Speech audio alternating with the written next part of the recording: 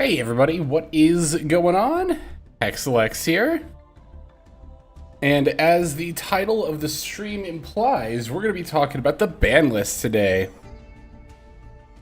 See some folks have joined us already.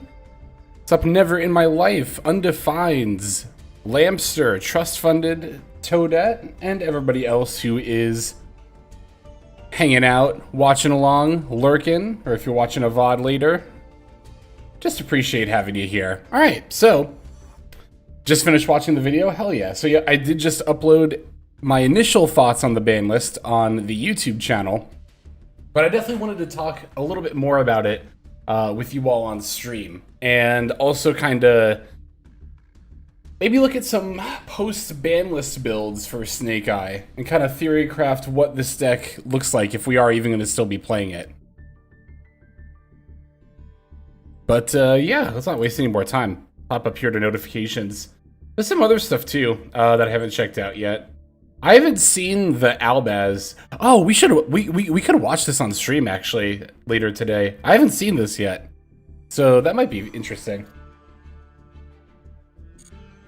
Let me know if y'all really want to do that, and we'll definitely make some time for it for sure. New gate added to solo mode. I might end up doing this today too. A new selection pack is here. Battle of Destiny. Arcana Force EX, the Chaos Ruler. Gladiator Beast, Cladius. What else do we have here? DD, Divisor King, Deus Machina Nex, Global, and Time Seal. So for a new selection pack, this doesn't feature 5 new cards, which makes me think there is actually going to be a second pack this month. This is actually kind of one of the main things, not main things, but I did want to bring this up. Because we've had packs like this before, which are like some new stuff, but also like reprint packs. But I don't think this is ever the solo feature of like any given month. I think this is bonus pack material too, for sure.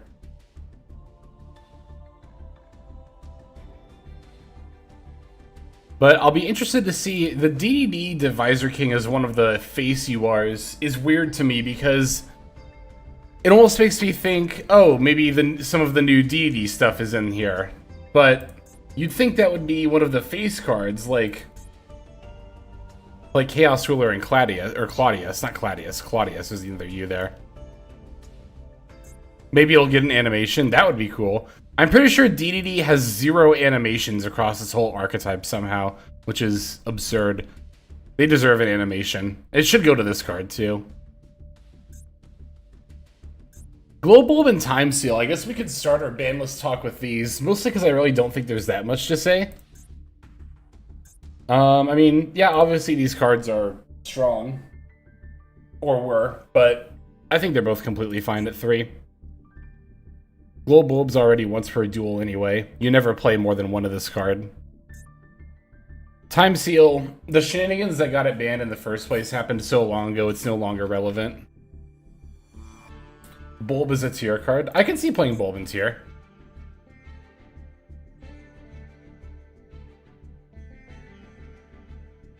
Or just like, obviously, mill decks in general. 60 card mill decks, grass decks, Light Sworn, etc. Of course, you could always consider Gloat Bulb. But overall, I don't think this is going to be used in too much else aside from that. I honestly don't think this makes the cut in 40 card tier. More than likely. I think you do probably play this in a 60 card variant.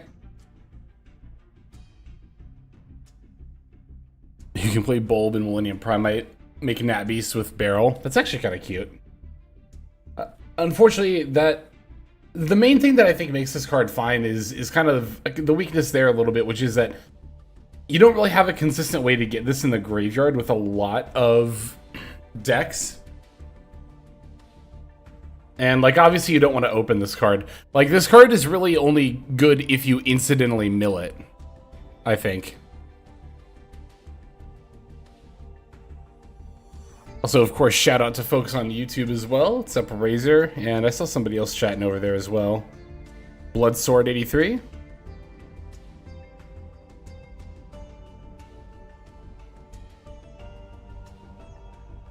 Skipping the draw phase is crazy. Yeah, skipping the draw phase is a really strong effect. But, of course, the thing you gotta remember is, you know, Time Seal is not a part of any given archetype. It's not searchable. So it's not really reliable in that regard. Like, you can't just play this in, like, any old deck. I did speculate in the video that you could play this in Lab. But I also speculated that thanks, Lowman. That's good.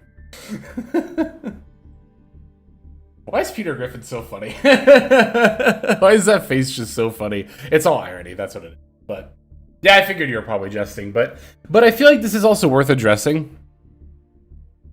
That roll back into Time Seal. Yeah, so I think if Time Seal is going to get used anywhere, you would see it in Labyrinth. But also, here's the thing.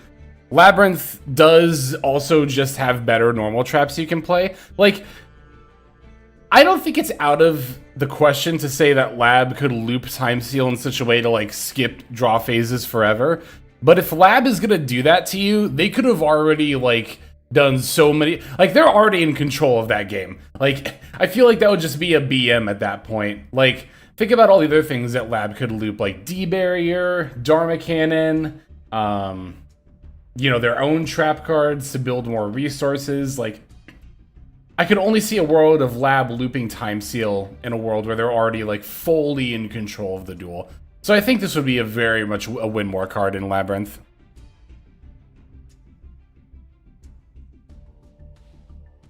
Saw your vid, I actually like the Golem hit myself, keeps my Crystron deck pretty strong. Yeah, so let's talk about, you know, the bulk of the ban list here, right? And as far as Golem limit goes, I do have mixed feelings on it. My thoughts from that video haven't changed at all, considering I literally recorded that video 1 hour ago. Like, I recorded that video, I hit upload, I ate some lunch, and then I hit start streaming. That's literally what the last hour has been for me. So, yeah, my thoughts haven't changed, obviously, in just an hour. But, so, as I mentioned in my video, I have mixed feelings about the Golem limit. I don't think it's a bad hit. Let me just say that. I don't think it's a bad hit at all. I think, at worst, it's an okay hit. So it is definitely a consistency hit to everything using the Millennium Engine. Because it is true that a lot of the time, people only played one Golem. In my experience, at least with Snake Eye, that tended to happen more often when Millennium first came out. But you also, of course, can't deny that over time, in fact, I think fairly quickly, people were just jamming 2 to 3 Golem. And in Snake Eye, you, like, I think literally always played 2 to 3 Golem by the time this card got limited. So this is a consistency hit. It's not the most noticeable one. I would definitely call it a minor consistency hit, and, you know, people certainly have feelings about those. But I do think they can be quite effective. For me, the question, I guess, is how much did Millennium need to get hit? Was this an appropriate response? Or should Sengenjen have gotten limited instead? Yesterday, when we were looking at the top 100 lists, I was talking about limiting both Sengenjen and Golem. But to be fair, I wasn't thinking about them hitting Snake Eye on top of that. And I think if Oak didn't get banned, and this was the only hit, then I would definitely be more upset, and I would definitely feel a lot more strongly that Sengenjen should have been limited. However, if we also consider the fact that Snake Eye Oak got banned, which, in my opinion, definitely makes Millennium Fiendsmith Snake Eye no longer worth playing, for the most part. Like if it weren't for this, then again, I think this would be a lot weaker of a hit. So when you're factoring in other decks that play Millennium, there are quite a few, but do those need to be hit? Like, does Crystron need to be hit as badly as Snake Eye? WCQ results do indicate that it was a very, very prominent deck, but will that translate it to it being a tier 1 deck? I think time will tell with that. But does it being a tier 1 deck even mean that Sengenjen should have gotten limited? I don't know. So I've kind of been ranting. Let's see what you all have been saying. Excuse me. Golem can just be replaced with more field spells? Actually not, because Golem and Field Spell are very, very different as starters. They are both starters for the Millennium Engine, but they are very different. Sengenjen, Golem, and Field Spell are all extremely different. The main difference between Field Spell and everything else is that opening with just the Field Spell will only get you Sengenjen plus Golem. Opening Sengenjen plus or Golem gets you Sengenjen, Doom Dragon on board, and Golem. It's the difference between 3 bodies versus 2, which is a huge difference, because opening Sengenjin or Golem means you can go into a rank 8, do the rank 8 effect, and then still have 2 bodies to go into Moon, or have rank 8 plus a body to, you know, even if you're not thinking about Zombie Vampire, going into like number 90, and then you have Golem, and then you can just normal summon and go into Moon, right? Opening just the field spell only gets you Golem plus Sengenjin, which, yeah, you can go into Moon, but you don't also get the rank 8. That's a massive difference. So this is, it's not a nothing hit. It's not like you can just one-to-one jam more field spells. I mean, you could just jam more field spells, but it won't be the same effect.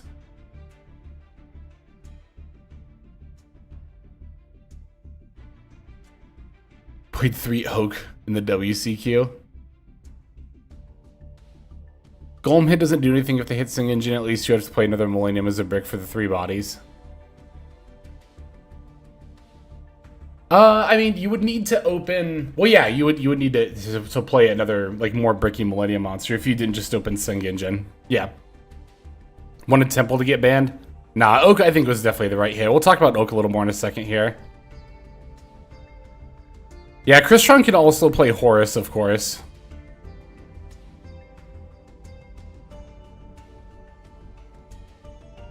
I think Snake Eye Fire King might be better right now because they can use Dominus Impulse.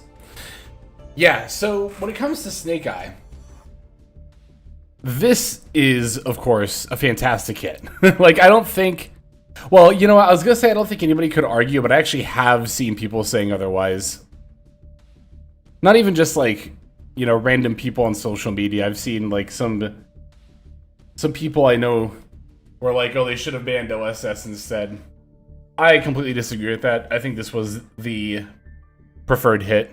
If they were going to ban one or the other, I think Oak was the better hit.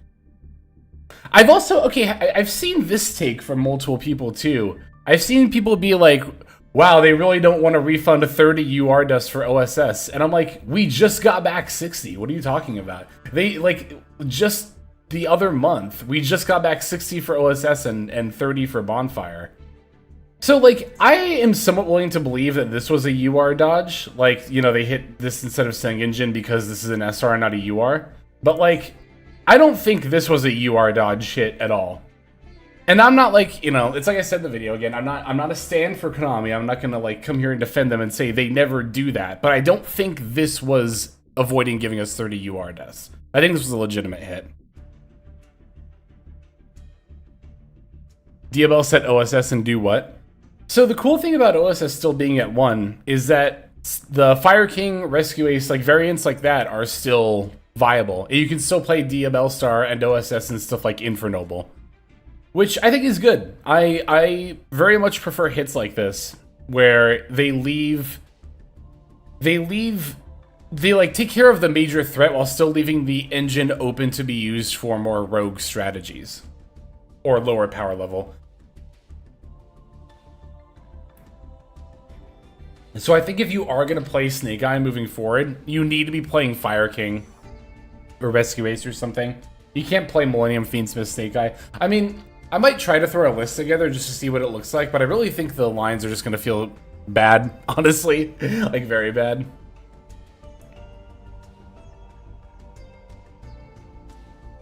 There's still Birch, you're pretty sure you can pop off with that? Not quite. Birch... The second effect for Birch can only be activated during the opponent's turn. So, Birch is not necessarily just a one-to-one replacement for Oak. Here, I'll show you. Let's see. Let's go... Where's related cards? Here it is.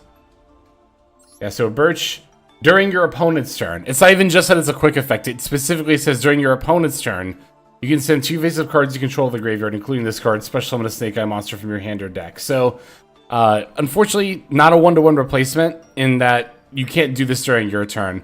I mean, of course, you could summon the Flame Bridge during your opponent's turn, which I guess might be fine if you already had IP in the spell trap, except you would have to have a way to get this there, and then you wouldn't be able to pop off with this on your turn and get the 2 bodies.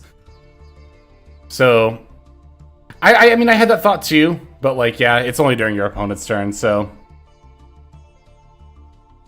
playing 2 Flamberge now. So early Snake Eye builds did play 2 Flamberge, like the pure ones back when Ash and like when everything was still at 3. But I don't know if that was like a super serious suggestion on your part, but I don't think second Flamberge really fixes the problem. I think if you really want to keep playing Millennium Fiendsmith Snake Eye, you know what? Here, let me start deleting some of these decks, because... Actually, let's keep talking about the ban list first, and then we'll start working on decks. Because I actually still have a lot more thoughts about Oak to 0. This was just such a good hit for multiple reasons. Like, not only does it spare OSS, which I do think is a good thing, but on top of that, yeah, and for a way, that's another thing for OSS, but on top of that, this actually makes Snake Eye so much more vulnerable to hand traps, which I think was by far people's biggest criticism of this deck, and I think it's a valid one. Like, I think it's fine for a deck to be resilient to hand traps, but I think that the degree that Snake Eye was able to have resilience to hand traps, even, you know, as it was with everything limited and with Oak still at 3, was still a bit much. it was a bit much, especially given that you already were baiting stuff with Millennium and Fiendsmith, right? And Oak was a large part of being able to play through hand traps. DD Crow. A lot of people have been talking about DD Crow. I think it's so cool that that is actually a hand trap worth considering.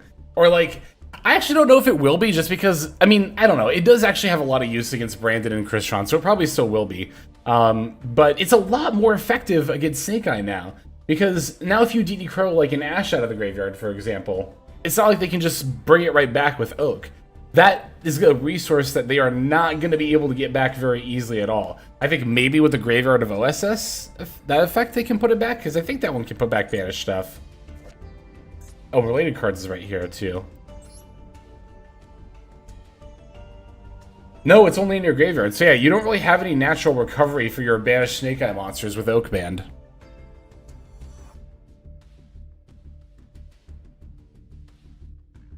Having more Flamberges makes summoning it easier. Yep. Let's see. Let me scroll up a little bit here. W Rogue Fire. Yeah, this is a huge win for Rogue.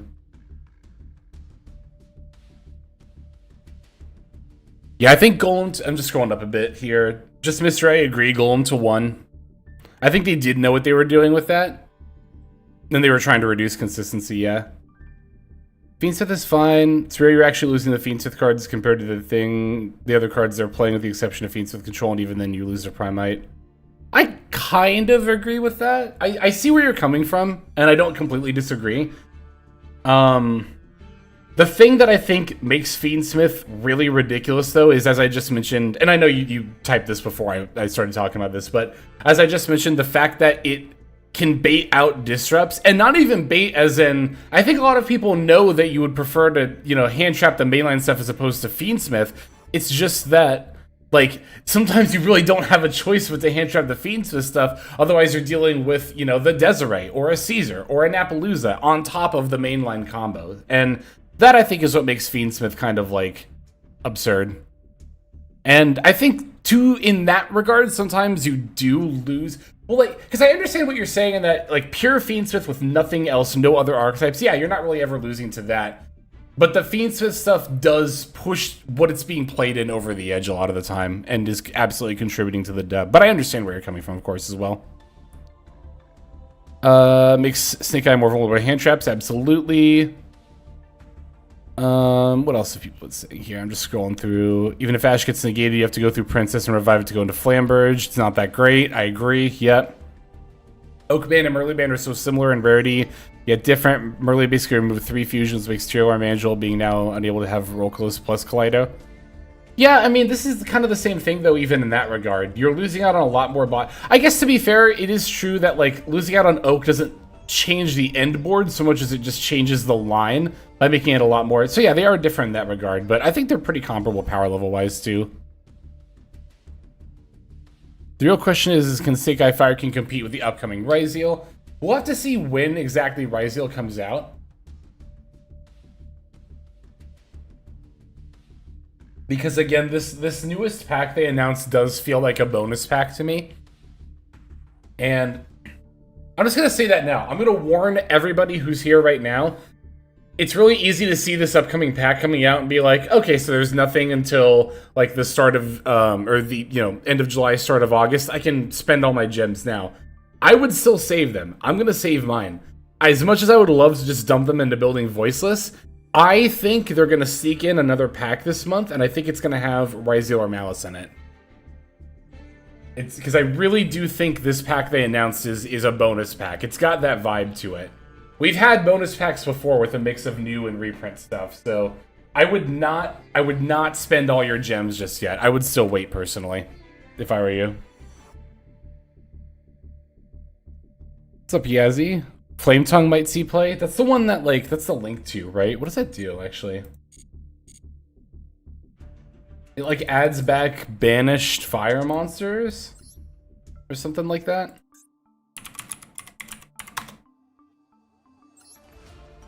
Flame Tongue, the Burning Blade to fire monsters. Face of spell traps you control can't be destroyed by opponent's card effects. You can target one of your banished fire monsters, add it to your hand, but you cannot activate cards or effects of the card with its name for the rest of this turn. You can only use one effect per turn. I mean, maybe you make room for this. If I was going into a tournament, I might consider this, but unfortunately, this helps in recovering your banished Snake Eye monsters if they do get hit with a DD Crow or something. But it doesn't solve the overall problem that the deck has of losing Oak in that regard. It is an option, though. And again, for a tournament, for sure, I would definitely consider. Actually, that is interesting. For Snake Eye Fire King, I wonder how much you consider playing this card now. Because it's not even just Ash or Poplar. They could, they could DD Crow your Ponix, too. Or, I mean, any of your fire monsters, right? Although, I think of Ponix particularly because Oak recovers level 1 fire monsters, but... I could see in a grind game, if you're only on one Ponix, having that banished would be pretty brutal.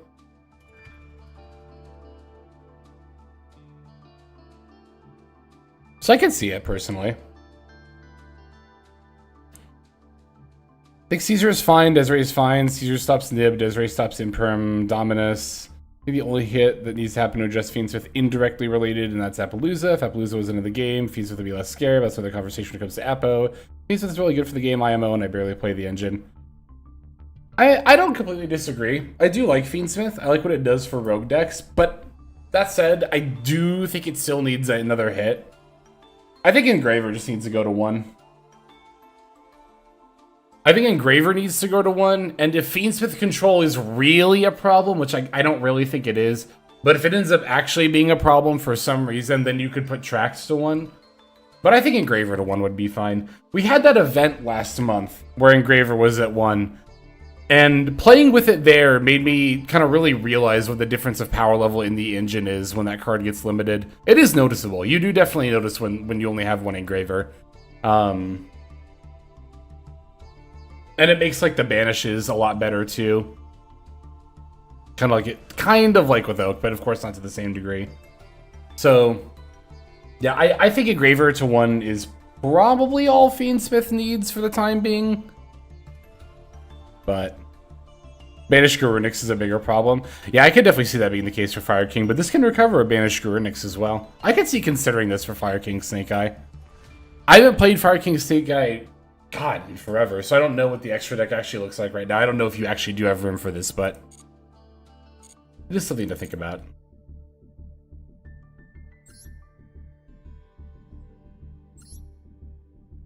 I feel like there's something else I was going to say about Oak to 0. Oh, well, the other thing, too, for another reason why I don't really think Millennium Fiendsmith Snake Eye is a thing anymore, is the fact that, I mean, that's one less level 1 fire monster you got going in that deck now, too. And, I mean, that's another reason why your stuff getting banished actually is such a huge deal now. If you're only really on the Snake Eyes, you're only level 1 fires and one that gets banished, now your Flamberge just never has 2 things to bring back. So, and that's the other thing too, I think even for that reason alone, you need to play another level 1 fire monster, and Birch doesn't do the things that Oak wants it to, or that, the things that Oak could, and all the things you want it to. Jet Synchron, I think that's working backwards in terms of like power level. I don't think we should be trying to go back to Warlord Baron to compensate. And so when I really think about it in that regard, I'm like, yeah, I think the only real way to play Snake Eye moving forward is to play Fire King or Rescue Ace, or just something that actually gives you another good level 1 fire monster. Oak was low-key good hit, but it should have been hit a while ago. I could see that. I know people, I have seen, there has been a vocal subsect of people who have advocated for an Oak ban for quite some time. You are not unnoticed. I've seen it on like social media. I've seen it in my comment section. You are not unnoticed. I've been seeing comments like that for quite a few months. So I do think people were onto this. And it is a very good hit. Kurikara? I don't think Kurikara is special summonable except by its own effect. I actually don't remember though.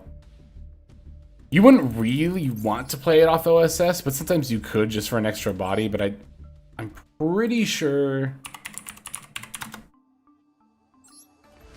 must be yeah, it's only summonable by its own effect. Can't summon it off OSS.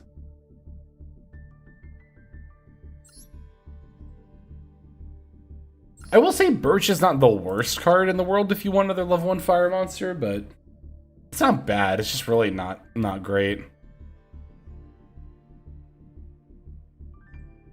Couple of extra X slots that are pretty malleable. I run Heat Soul on my list personally, but I could see for sure replacing that. Oh, you're talking about the Flame Tongue in Fire King. All Flame Tongue will do is basically allow you to make a second attempt at your next turn, but then only with Snake Eye if either Ash or Poplar gets put to 2.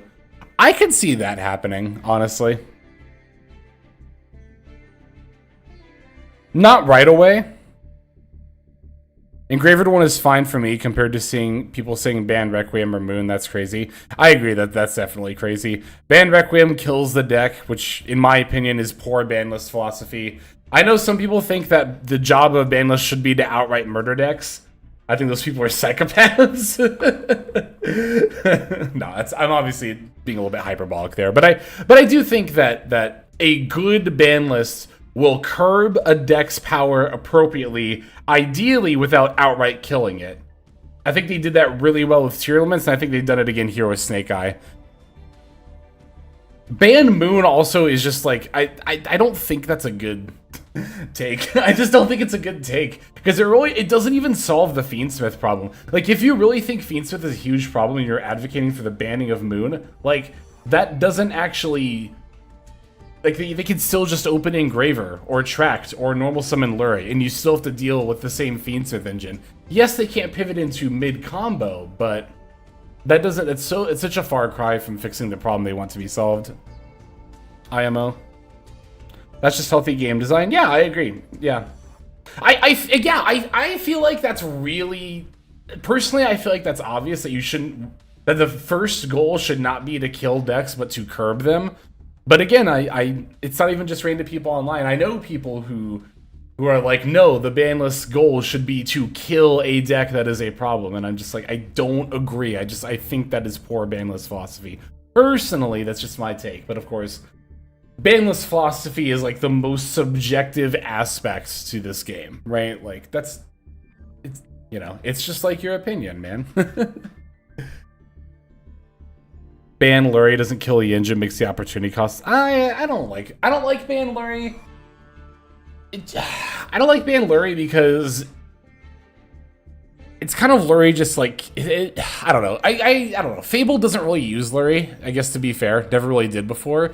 So it's not really like Fable's catching a stray there.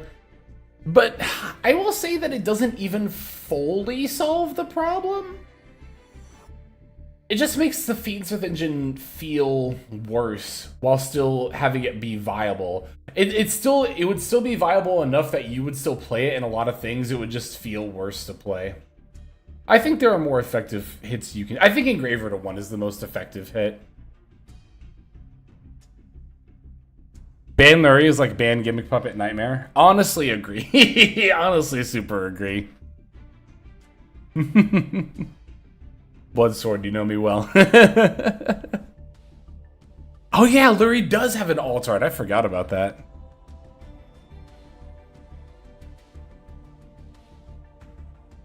Yeah, I think Eric or Erich or Erich quintuple '07.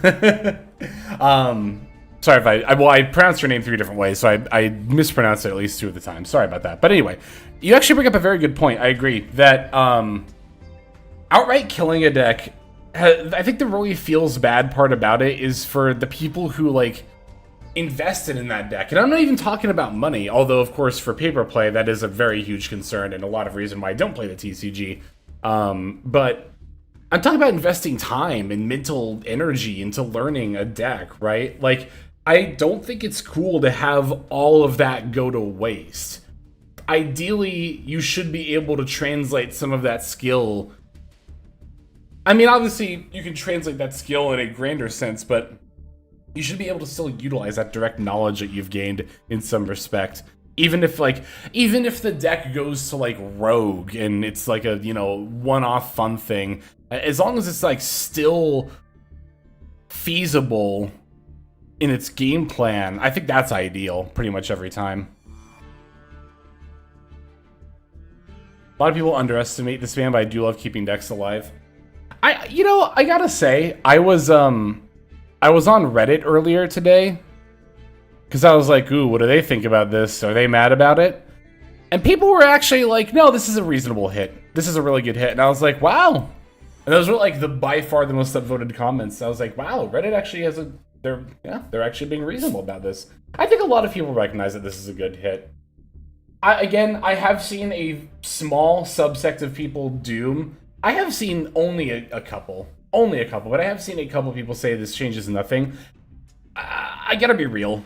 If you think Oak Band changes nothing about Snake Eye, then you're kind of just self-reporting as knowing nothing about Snake Eye, or as a result of that, like, you know, broader competitive Master Duel, because Snake Eye is just an entrenched part of it, and it's been in the game for so long. Like, how could you play against this deck more than like 2 or 3 times and not recognize the value that Oak Band would have, you know? Like,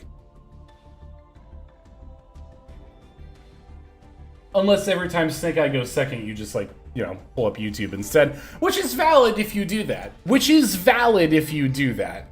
I just think that if you do that, you have to recognize that maybe your criticisms of the competitive game don't have as much insight as some other people's, is all I'm saying.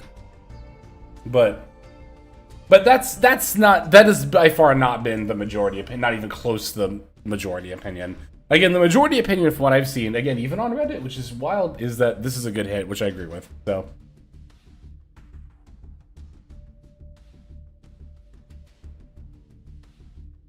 When Yummy cards is gonna be in Master... I know! Oh my god! It's so over whenever Yummy comes out. That's gonna be the new deck that I post a billion times a month instead of Sprite. It's just gonna be Yummy. I hope you're all ready for nothing but Yummy videos once that deck comes into the game. That deck is so cool.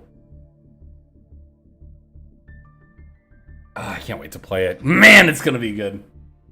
Marcus Mamba 38, thank you for the follow. Welcome to the stream. Yeah, I hope everybody's doing well today on new ban list day. You can still play Snake Eye and Yummy. You can. That's a viable variant too. From what I can tell, looking at OCG metagame reports, Pure is like the best way to play Yummy by far, but Snake Eye Yummy still tops here and there.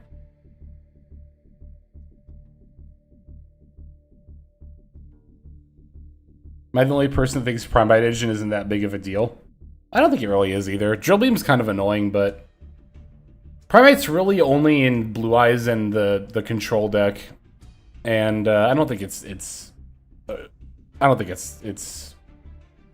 too powerful in either. I feel bad for players that genuinely like the way a meta deck plays and its cards, but the deck gets killed because it's too strong. And the meta players abuse it. I mean, it happens sometimes.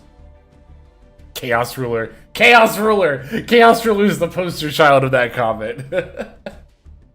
I just wanted it for Sprite Synchro. That's all I wanted it for. And Sprite Synchro with Chaos Ruler was not anywhere close to a tiered deck. Well, it might have been tier 3. No, that's being generous, but... Shakes Fist, curse you, Dragon Link! and Punk, and tier limit. Okay, it was a lot of decks playing Chaos Ruler. Decks come back though, look at Sprite. It's true, it's true. No, we haven't watched the animation yet. I might do that later, but I think I might deck build before that.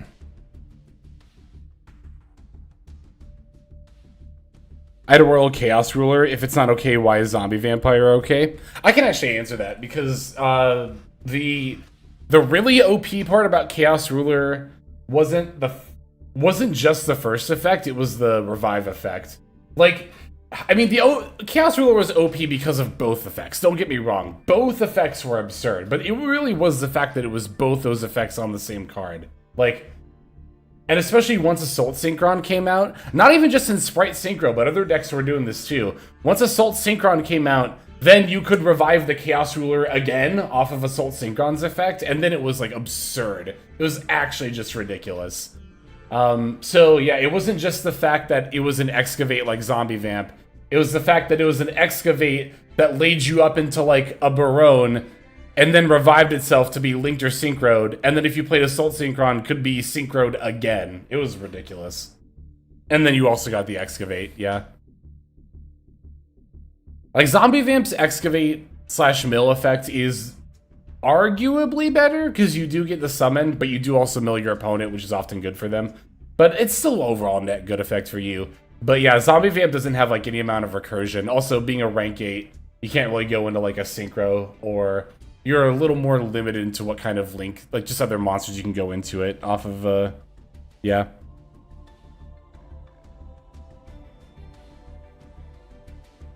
Could definitely see the long overdue ban of Elf that would result in return of Merly. That's so backwards. What? Why would you want that? That is completely backwards. No, that's bad. It's good the way it is now. Also, Elf ban would not make Merly okay to come back, because you would still get another fusion per turn, which is insane for tier limit, and you can also still dump it off Sprind, which is why Merly was so good in the first place. Like, Elf reviving Merly was so, like, not the problem at all. Not even close to the problem. To what, get a couple more mills and an extra body? No, it was Sprind dumping the Merly. That's so backwards. That is so backwards. Ban Elf to bring back Merly? Hard disagree. Never disagreed more. Yeah, Sprite Sprind. Sprite Sprind dump Merly for the guaranteed fusion summon. Keep Elf, I need to revive Baby Ceratosaurus.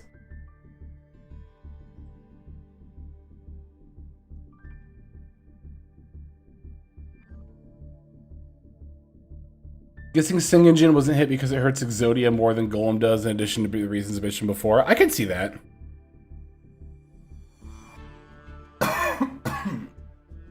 Yeah, I can definitely see that, because you don't even need... I don't think Exodia even plays 3 Golem a lot of the time, does it? Let me, Let me go to Untapped real quick. It wants to load. There we go. Exodia. Yeah, it seems like you play 2 Golem a decent amount of the time in Exodia. A fair amount of them do play 3. Actually, it does look like most of them play 3. But some of them play 2. But they don't even all play 3 of the field spell, do they? This one does. This one does. Oh, this one doesn't. So, I don't know. I mean, there's other stuff you could play. Wow, not even all of them are on 3 Sing Engine. That's kind of wild. I guess, so yeah, like, yeah, Exodia does lose a couple of starters, but I feel like you could also just play more Exodia starters unless you were already maxing out on all of them. And even if you were already maxing out on all of them, your consistency is probably still fine.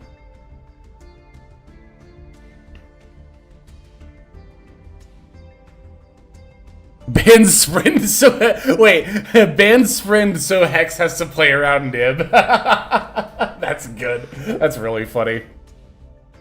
Yeah, during yesterday's stream, we were playing Fiendsmith, right? And I was talking about how I always play into... Well, not play into Nib, but Well, if I have the option between, you know, going to Sprint and Gigantic, I'll pretty much always go into Sprint if it's ranked ladder. Ban Sprint to make me a more cautious player. That's good. Sengenjin gets you anything you need. Oh, for the Exodia deck? That makes sense, yeah. Will limiting Golem even do hurt consistency? Yeah. I mean, yeah, that's exactly what it does. Consistency of the decks that are using Millennium as an engine. Namely Crystron. It would namely be Crystron, because you're not gonna play Millennium Fiendsmith Snake Eye anymore. It's just not worth it. Like, what do you even do if you open Poplar in Millennium Fiendsmith Snake Eye now? You Poplar for OSS. Like, normal summon Poplar, link off Poplar. Actually, we could theory this.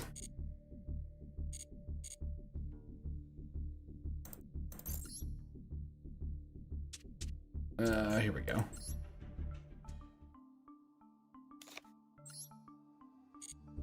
Oh, and I guess while we're at it, I'm gonna make a new list, but for the purposes of just ladding out some combos, let me do this real quick. No, not shop. I wanted solo.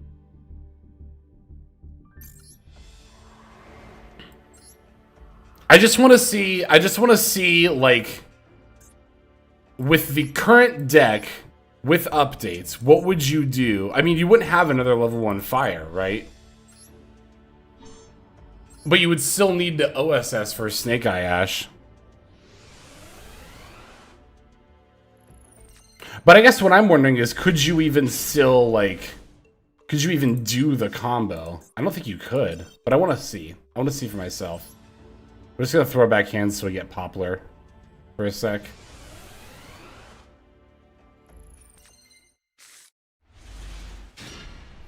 On.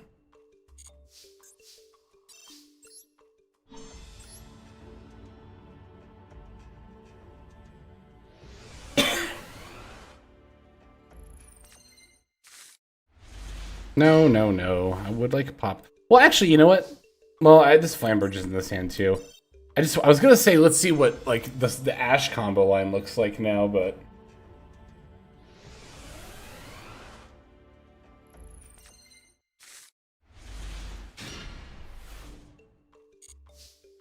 come on, I want to see Poplar, or at least a hand without Flamberge.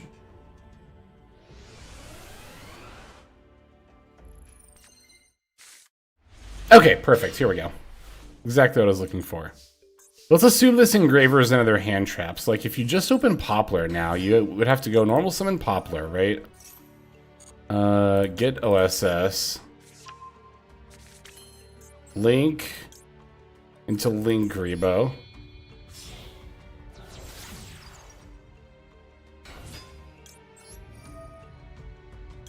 Yeah, you would need, because if you don't have another card to send off Ash, like you don't have another card at all, so you would need Birch to be able to special here, and then you would special send Ash and Birch. Like, we're not even talking about using Birch for its second effect. Yeah, Birch for extension.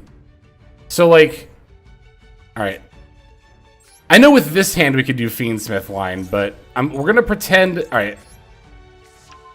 We're gonna pretend that we didn't open Engraver, and now I'm gonna substitute Birch for this Lurie for Birch for a second, real quick.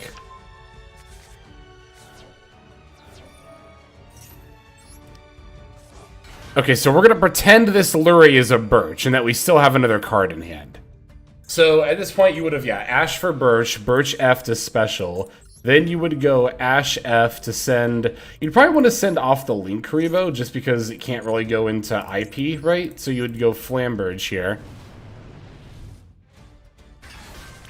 And then you would go into the IP.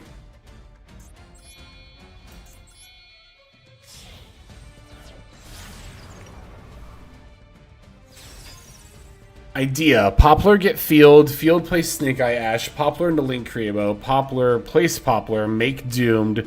Moon do Fiendsmith. Sequence for Lacrima. Engraver or Engraver to hand for tracked. Use those for Prom Princess. Prom Princess for Snash. Sequence to the remaining Light Fiend and Snash and sequence to Flamberge. That would probably be good, yeah. Hang on, let me follow this again one more time. Poplar get Field. Field place Snake Eye Ash. Poplar to Link Rebo. Poplar place itself. Yep, McDoom. Moon, because you have Link Rebo plus Doomed. Sequence for Lacrima. Yep. Engraver to get tracked. Make the Promethean Princess. Princess for Snake Eye Ash. Sequence the remaining Light Fiend. And sequence to Flamberge. That's probably the best way to do it, yeah. Because the way that I'm doing it right now is, like, definitely not nearly as ideal. I think you would... I don't know, actually. Let's see, so here you would want to go, like, Flamberge. But you wouldn't even really be able to go into Appaloosa the way I'm doing it with just adding Birch here. You would still be missing out a body, because... Like, yeah, you can go Flamberge summon and Flamberge place IP, but it's not like you can just use these to go into the Appaloosa now. Although I didn't weave in Fiendsmith at all, because I already did Fiendsmith stuff, so... Maybe we should start putting lists together.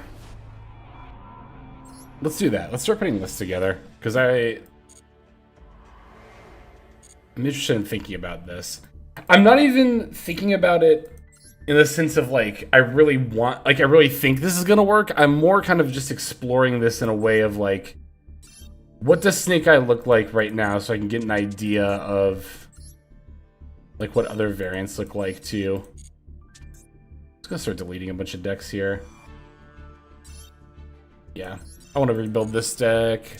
I want to work on this deck. I'm going to delete everything besides Fiendsmith Sprite, because I like where Fiendsmith Sprite is at right now, but everything else I want to work on.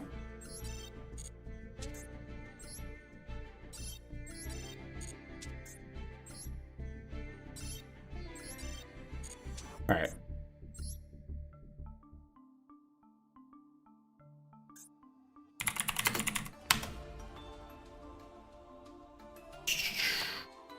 We'll put in Birch anyway, even though I don't think... Actually, probably do play Temple now. Well, we were just talking about the Temple combo line. Right. I want to try out this combo line. Okay, so obviously we want our OSS and our Doom and our Diabell Star.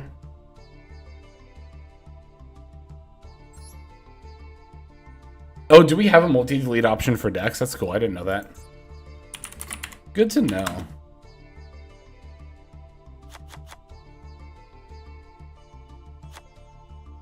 Okay, there's that, and then... Let's see, we'll put in both Millennium and Fiends. Yeah, Millennium and Fiendsmith stuff. Almost said Fiend Eye.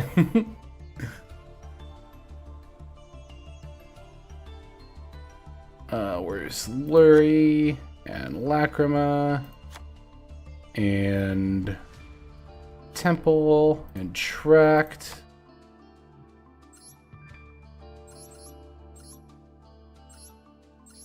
Wait. Okay.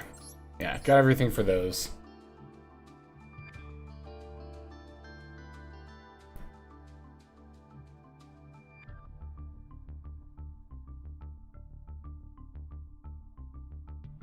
And let's do the rest of the extra deck stuff here. Apo, Prom, Sequence, Moon, IP, SP, Requiem, Link Rebo. Do the fusions.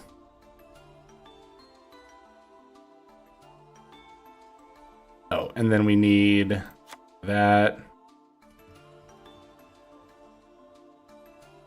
I guess if we're playing... Would you even still play Zombie Vampire in this variant, I wonder?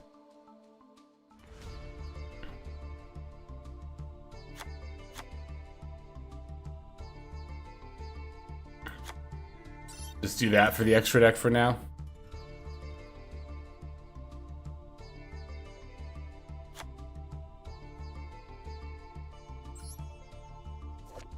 I wonder how easily we still play through Joel and Lockbird in this deck. I feel like not very. Because you can't, like, OSS for Oak and just go into combo line. Yeah. I'll do one for now.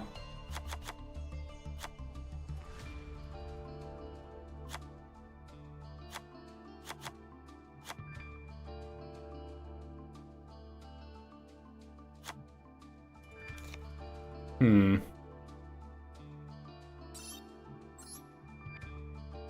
One, two, three, four, five, 6, 7, 8, 9. I'd probably definitely do a second tract now. And then some more hand traps. Ghost Ogre. Willows. 1, 2, 3, 4, 5, 6, 7, 8, 9, 10, 11, 12. 1.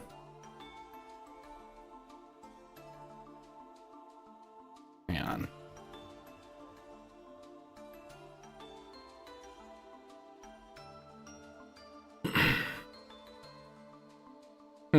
What else should we put in here? I don't even know. It's hard to even... I guess we could play, like, another temple. It's not, like, ideal, but it's still not the worst. I guess we could just throw in one for one.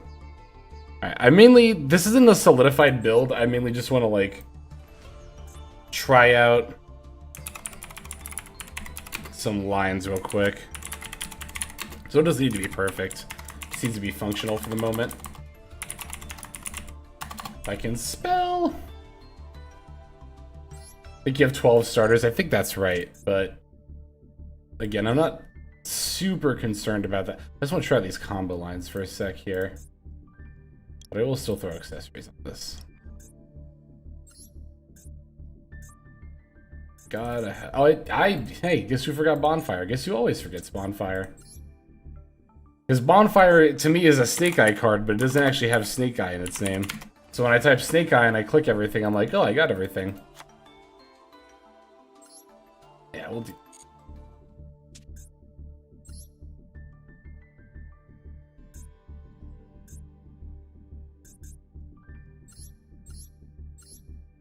That's good enough. All right, let's practice some lines real quick. See what this deck looks like now.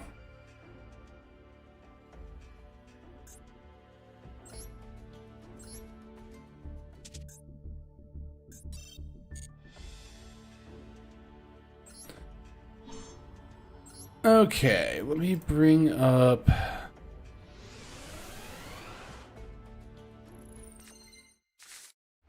I want to try this Poplar line first, because I think Toby Blocks is onto something here.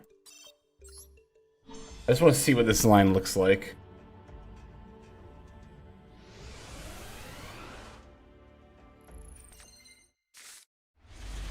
Come on. Poplar, please. I'll take Bonfire for Poplar, too. Now, obviously, you would Bonfire for Ash in a real game, but I just want to see what this line looks like. Welcome to what it's like to record combo guide videos, by the way.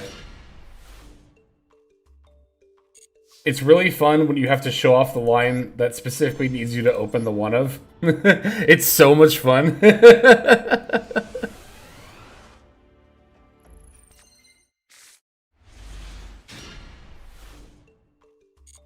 Come on.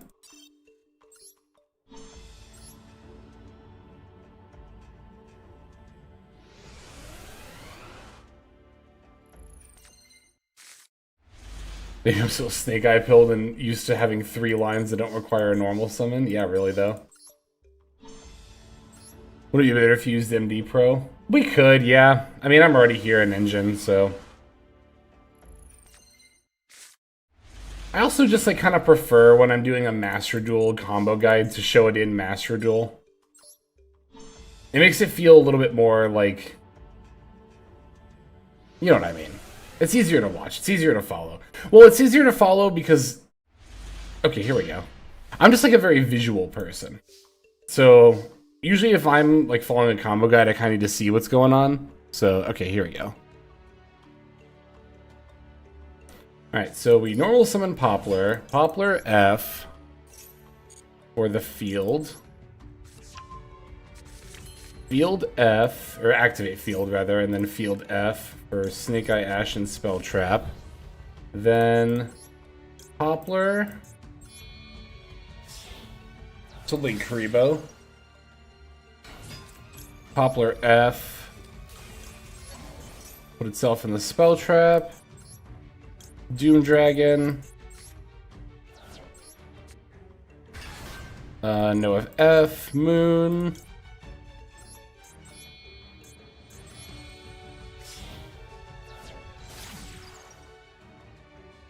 Alright, and then Requiem.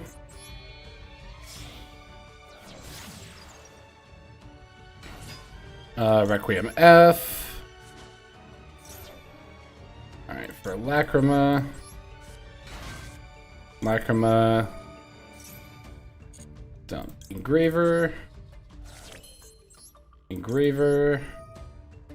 Put back Moon. And summon. Now, hang on. Lost my place. Here we go.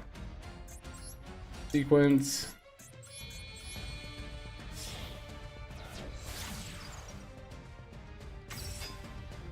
Alright, so we're gonna go sequence for Fiendsmith's Lacrima. And summon. For the purposes of this combo, or just trying this out, I'm just going to summon to the field. Technically, you could also add back to hand, as Toby mentioned.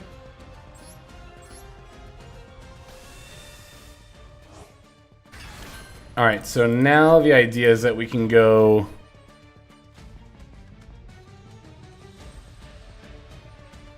Sequence the remaining Light Fiend and Snash. Sequence the... Yeah. Okay, so yep, we can go into Flame or Promethean Princess.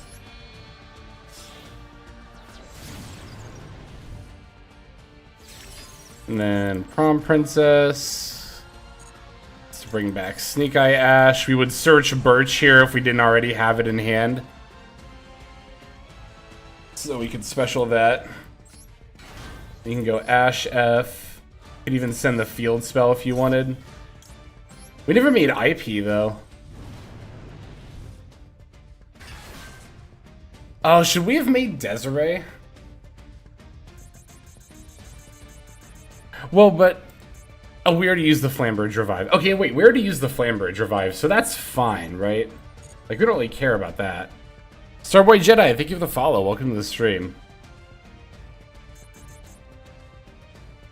Well, no, if we had made Desiree, we wouldn't have had an extra body, so this wouldn't have been feasible, yeah. So we had to do it this way, right?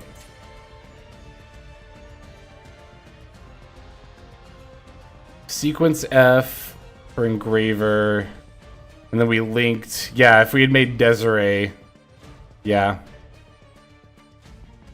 Probably need to send Prom Princess with Ash to break the Firelock. That's actually probably what you do need to do.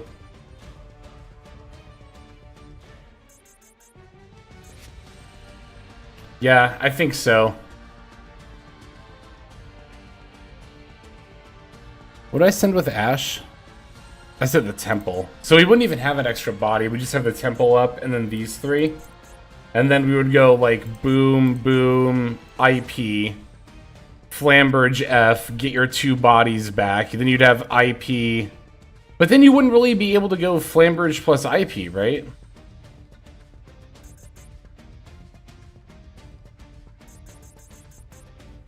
This kind of... I mean, this isn't horrible. But it's not really great. I think we did need to Ash away. I don't know, though. Like, again, if you Ash away the Flambridge, you just lose out on a body. But you do get Firelocked, though, is the problem.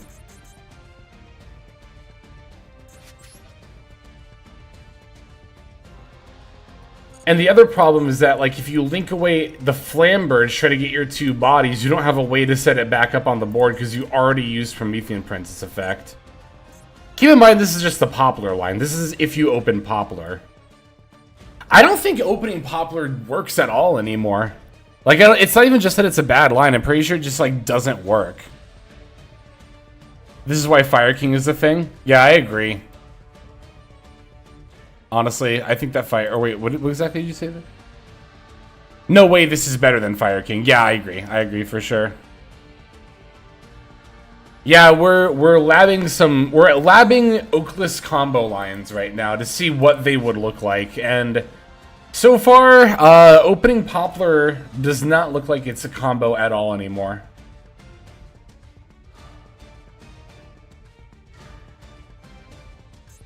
Also, yeah, the whole time we've been playing super hard into Nib.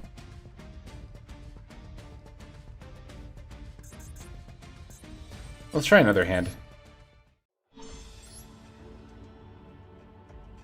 Snake Eye dead in its current form. Yeah, you don't. I don't think you play Millennium Fiendsmith Snake Eye at all anymore.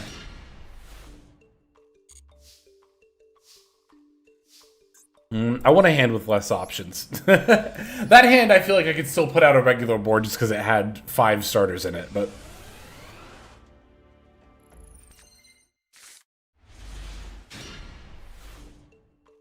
Gran Cuba. Thank you for the follow. Welcome to the stream.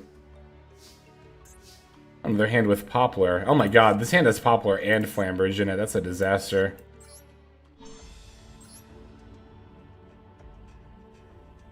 Maybe Azamina becomes playable. I mean, maybe, but it doesn't really solve any of your problems, though. You kind of still have the same problem that Azamina had before, where Murashilago just eats every single hand trap alive. That's why Millennium Fiendsmith was... Or Millennium, I guess, because both builds play Fiendsmith. That's why Millennium was generally better than Azamina, because if you try to start with Azamina plays, and then go into Snake Eye plays through your Azamina stuff, your Murashilago just has the biggest hand trap me red flag taped to its back in the world, and you just lose...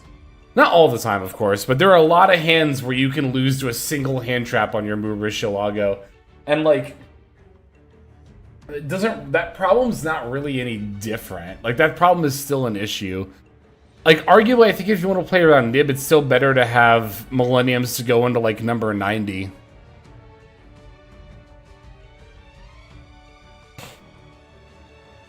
Azamina bricks. That too, yeah. Howled Azamina, you never want to draw that. It's another brick in your deck.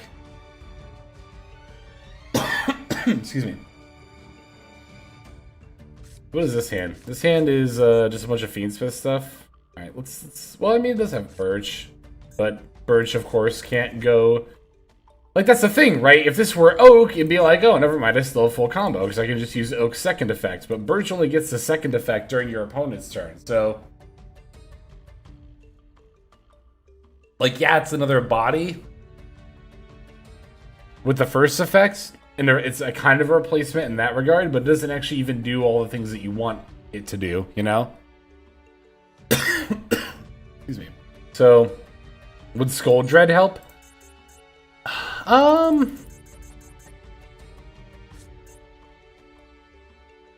That's a good question. Skull Dread would help if you had something like Tract or Engraver and could do Fiendsmith stuff before you normal summoned. Then maybe you could dig for Snake Eye Ash, but like how good is even normal summon Snake Eye Ash in a build like this, right? Let's find out.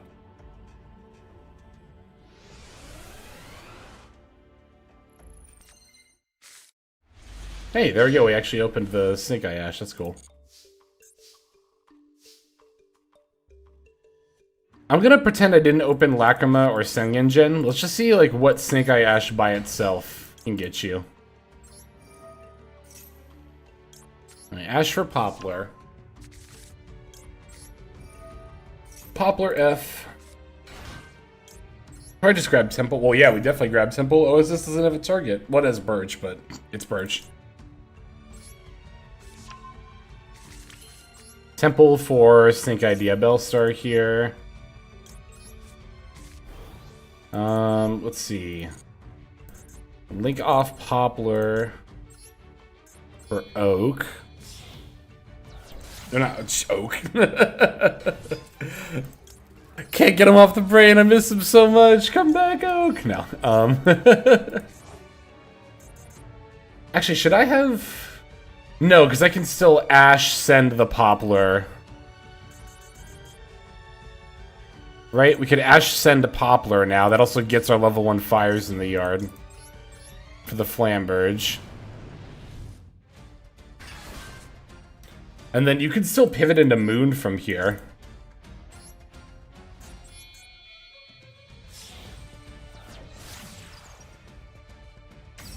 Flamberge F. It's your 2 level 1 fires. Do Fiendsmith stuff. This is all, of course, assuming you're not getting hand-trapped. But, again, I just want to see what the lines look like.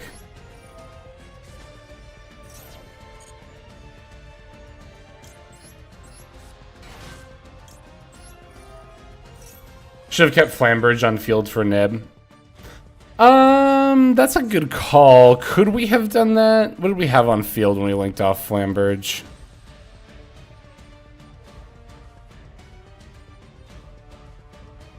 I think we needed to send off Flamberge there.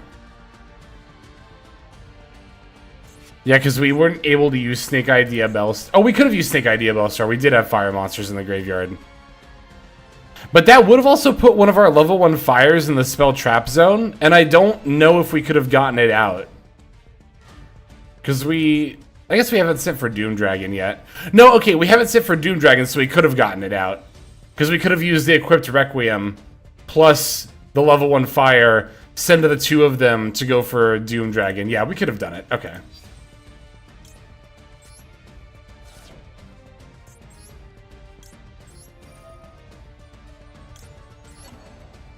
That is a lot of cards just to keep Flamberge, but I think to play around Nib, it might actually be correct, honestly. I don't know, though. It's like, even then, you can't keep it there forever, right? Like...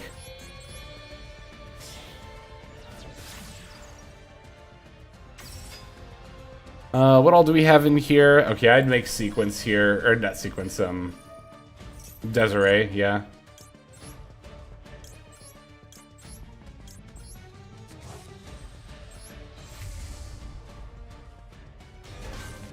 And then we can go into Promethean Princess.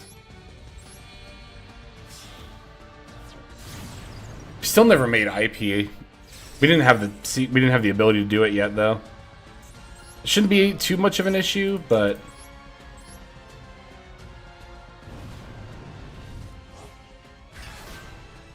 oh, and then of course we equip. Actually, I think we needed to summon Doom Dragon. By equipping Requiem, I think we actually needed that extra body. I think I messed up by not doing that.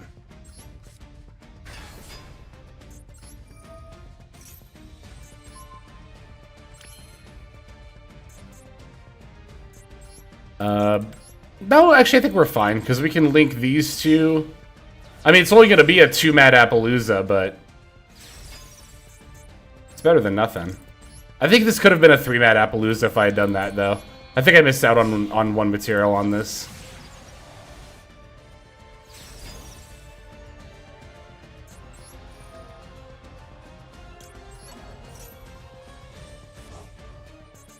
Okay, so... Yeah, if I had equipped Requiem while I had Engraver or Lacrima up, and revived Snake Eye Diabellstar, putting Poplar in the spell trap, I could have sent the 2 of them for Doom Dragon. This Appaloosa could have had another material. So this is, I mean, that's pretty much the same if you open Snake Eye Ash. Snake Eye Ash is still Appaloosa, Flamberge, IP, Desiree. And again, this should be a 3-mat Appaloosa.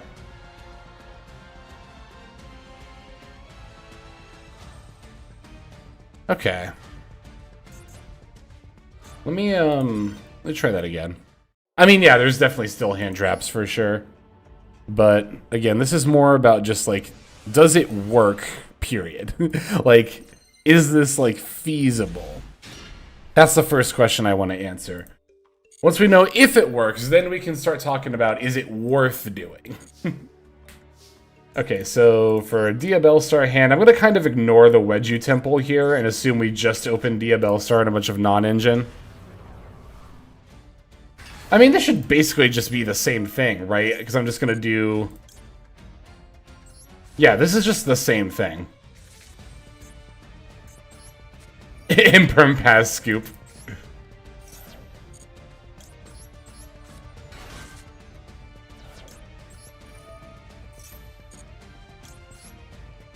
Let me do this again, but let me do it actually by making a 3-mat Apo instead of a 2-mat Apo this time.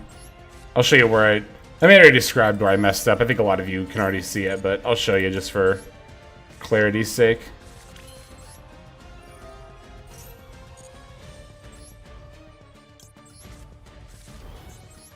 Alright, Link Rebo.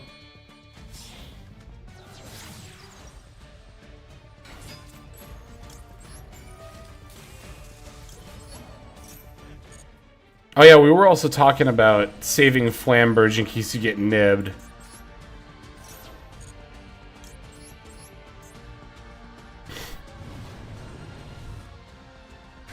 But would that still get me a 3-mat Appaloosa? Okay, so I would need to go Special Diabell Star, put Poplar here, Diabell Star, Poplar, Moon, Requiem, Lacrima, Dumping Graver, Equip Requiem, Doom Dragon. I'm not gonna, I might try that here in a second, but I'm just gonna do it regularly for now, I think. Well, I don't know. Actually, let's try it this way. Why not? Why talk about it when we could just do it? And then if this doesn't end up working out, we'll do it the other way again. But let me just see. If I was trying to play around Nib, right?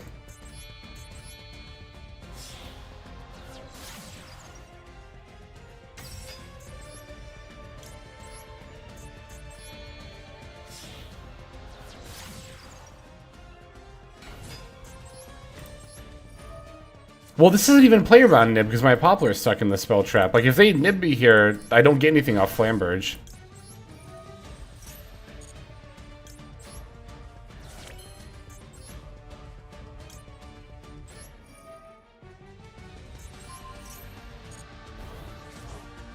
How many summons was that exactly? I'm sure it was over 5, but... we won't even count the Diabell Star. Let's just say we normal summoned Ash. Normal Ash 1, Special Poplar 2, Link Rebo 3. Oh yeah, we're way past 5.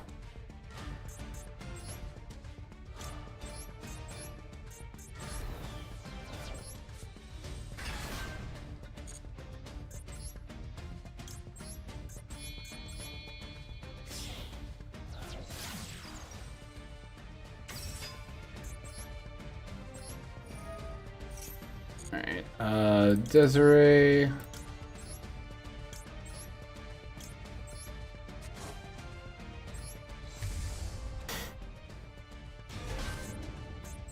And then Prom, you two.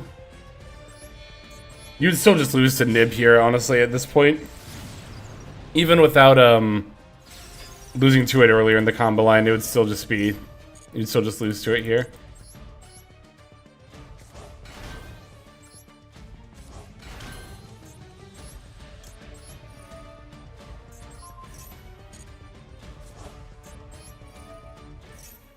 Okay, this is going to be the same as the last board, yeah. It'll be a 2-mat Apo.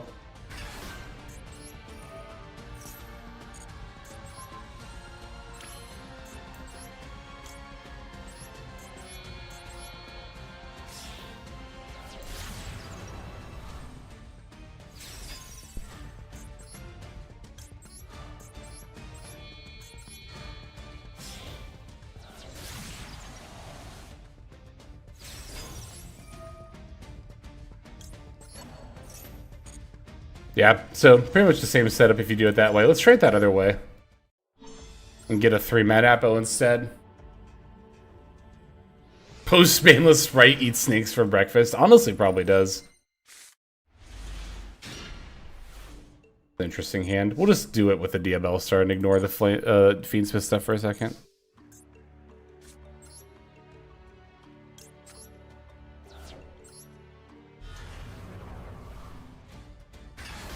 Yeah, I just want to do this line again, but actually set up the full Appaloosa here. Well, not full, you know what I mean.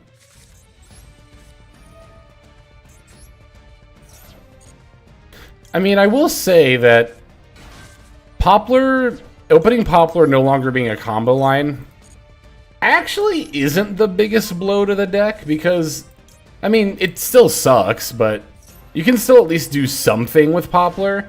And, I don't know, Poplar by itself was already the weakest combo line of Millennium Fiendsmith Snake Eye.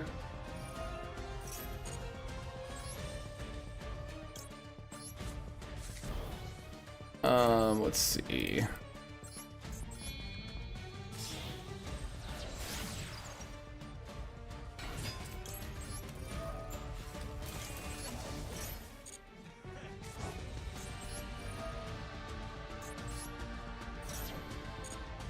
Poplar's combo if you get OSS. No, we just did that combo line. We were just trying. That was the first combo line we tried, and it didn't get us a full board.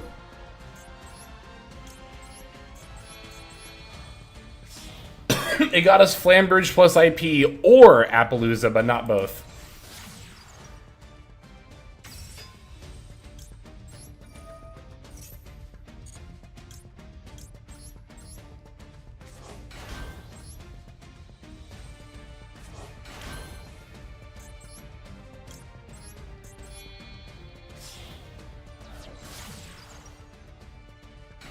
Alright, and then we're gonna do Fiendsmith stuff. Get the Lacrima. Lacrima F. Dump the other Engraver.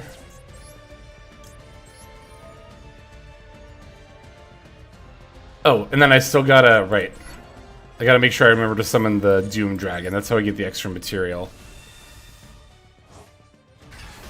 Actually, I don't know if I don't think I have enough bodies. Oh, I shouldn't have summoned the Engraver yet.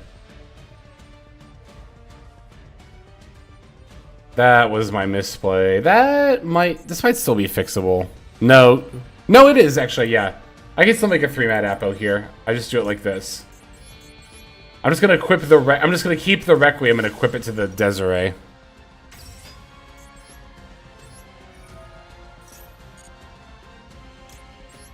Yeah, here we go.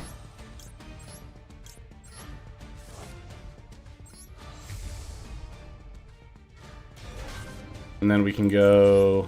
I think you had to do it this way, actually.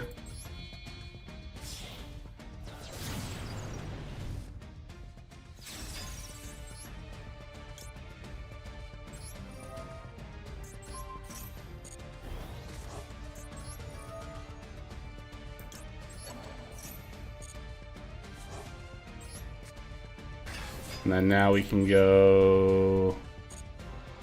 Hang on, let me think for a second. Yeah, this is fine, because we'll have enough room. Wait, but I want to put Flamberge here, because I need to put IP here. I don't want to use Flamberge to make IP. So that placement actually does matter.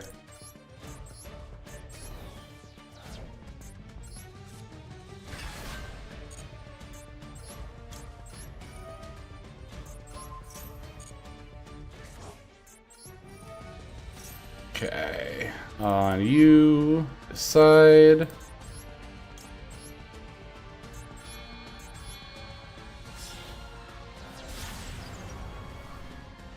There we go, and then now we can go to yes.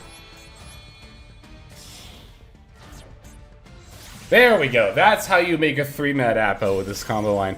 But I had to, like, really go out of my way to even get the third material on the Appaloosa. Which normally this board with opening Snake Eye Ash or Diabellstar or OSS was just like, boom, you just did it, right? So, I mean, still not that complicated. Not that much different, but noticeably different. I do agree. I think this deck is definitely harder to play. You have to put a lot more thought into how you're comboing for sure. Alright, so going back to the list, let me take a look at the deck list for a second now. Now that we have, like, labbed all that out. No, I don't want to think about my cards. Okay, so we like Ash as well. Do we even need Birch? We didn't need Birch for that combo line. We might still play Birch. Let me just think for a second. So, Ash is 1, 2, 3, 4, 5, 6, 7. Because you can still OS. You can even go like normal summon hand trap, OSS for Snake Eye Ash and do that, right? So again, that's 1, 2, 3, 4, 5 actually, because 1 for 1, 6, 7, 8. 8 one-card starters. That's not bad. It's not as many as there were before, but in the grand scheme of things, that's not an awful amount.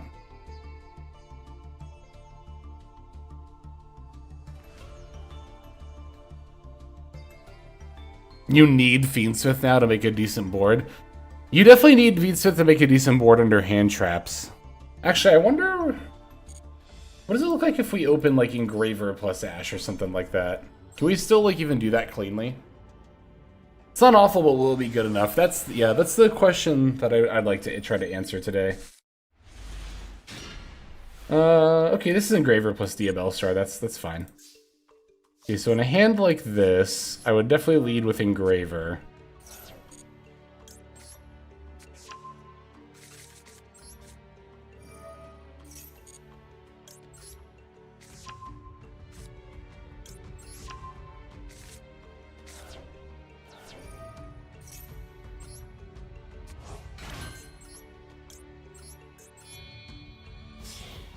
Alright, let's do more Fiendsmith stuff.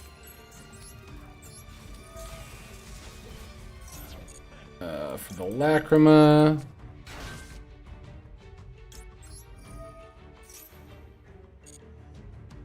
And yeah, we'll send.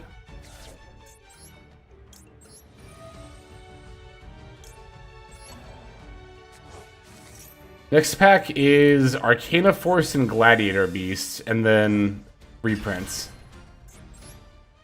which is a lot of why I think it's going to be a bonus pack. I guess what I'm trying to really see here is, can I make an Appaloosa and still do full Snake Eye combo? I should be able to. Probably just leave Lacrima plus Requiem in here, right? Because I'm just making Appaloosa anyway.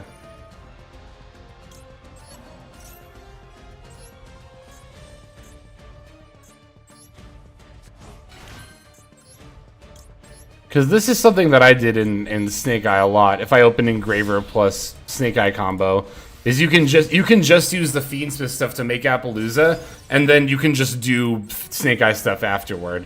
I just want to see how that looks without Oak. Yeah, we're labbing the deck without Oak right now. We're seeing what combo lines without Oak look like.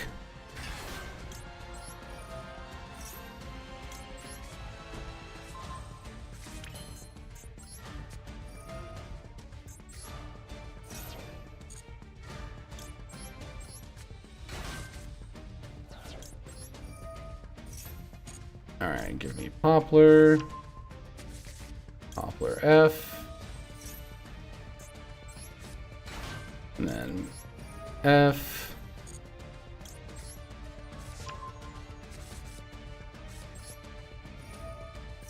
Alright, Temple, yes, for Snake Eye Diabell Star.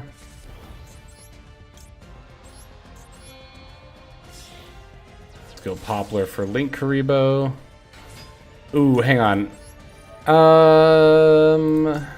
Might not have wanted to do that. Because I need to go into IP, but Link Karibo can't turn into IP. I could summon Snake Eye Diabell Star. Well, only because Birch is in the graveyard. I should have discarded that, actually. I should have discarded Imperm, because I want to kind of do this combo line assuming we don't have Birch in the graveyard. Like, you would still need to go...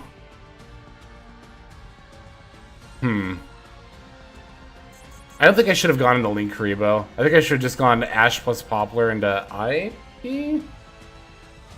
No, not Ash plus Poplar into IP.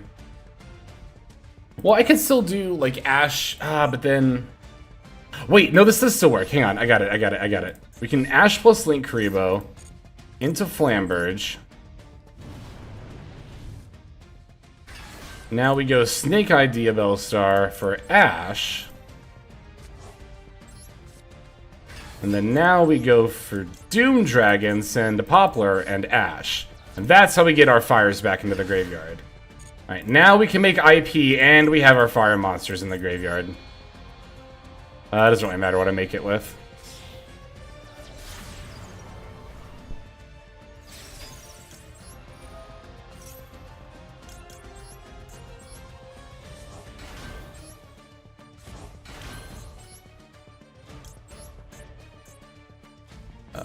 Yes, this.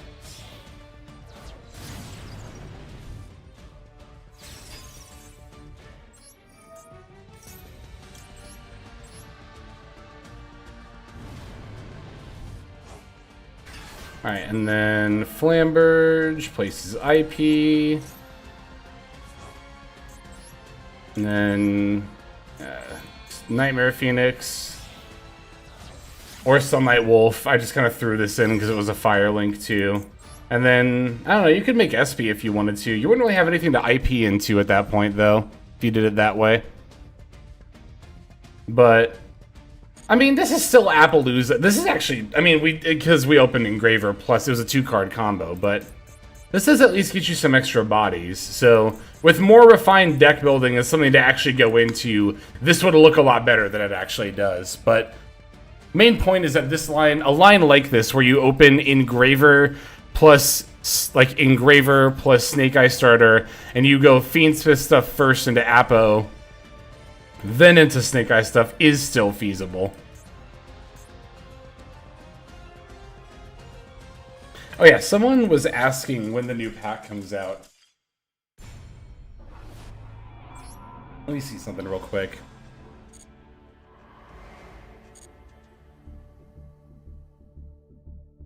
Does that come out the same day as the ban list? No, that comes out like in just a couple of days. So this is definitely a bonus pack. This is 100% a bonus pack. Because if we look at the shop, there's still going to be... Yeah, that's why people were mentioning 10 days. Because there's still going to be 10 days, like, left on the rest of these packs when we get the other one. So I think we are going to get another pack that'll come in after these fully rotate out. And I think there's a decent shot that one would have a highly competitive archetype. Like Ryzeal. Maybe actually not. Maybe maybe there is another one that comes in like right when these cycle out. It might yet be... Well, I guess that would be a couple weeks into July. No, that would be right on July 4th. When is Worlds? Because I would kind of be shocked if they put out Ryzeal before World. No, okay, that's the ranking announcement. Wasn't there an announcement about when the World Championships is? Where was that?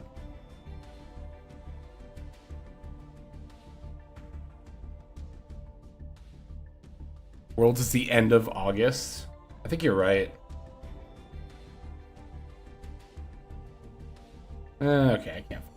I think you're right. It would just be surprising to me if Ryzeal was a part of Worlds format, or Malice, you know, either one of those. But either way, I think that this is not going to be... Wait.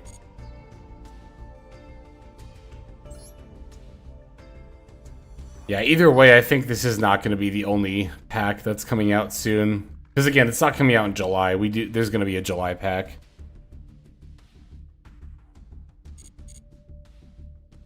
Okay, let me look at this Fiendsmith Snake Eye list real quick here.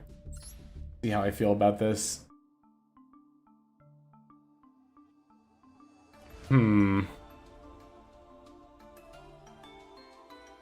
Yeah, I don't know. How do I feel about this? The combo lines are weirder, and definitely a little bit worse. I'm not going to deny either of those things. But they don't feel awful. Like, they don't feel completely horrible. To be fair, we're just labbing. We're not actually getting hand trapped or anything. So I would want a deck build particularly with hand traps in mind. But yeah, so Snake Eye Ash is still full combo. Yeah, our 8 starters. And I don't really think there's anything we can add that would give us more consistency.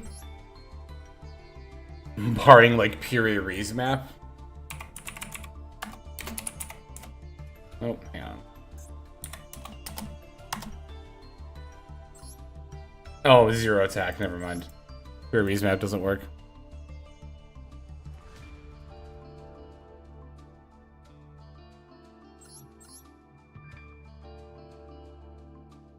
I wonder how much Millennium's even worth playing in here.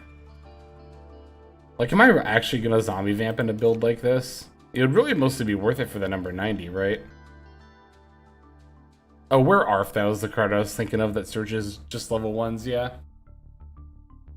But I don't think that's worth it. Jack in the hand. That'd be funny. I don't think we need Birch. It makes the Poplar line slightly better, but like the Poplar line is still really bad, so that I don't really think that's worth making slightly better. Just throw one of these in for a second. Chorizo line? No, we don't need those.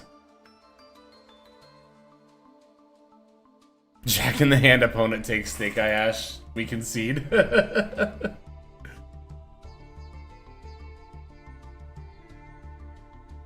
Yeah, I don't know. This deck is definitely a lot brickier now, for sure.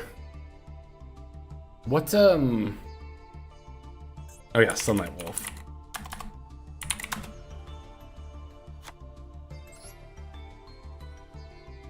Something like that, maybe?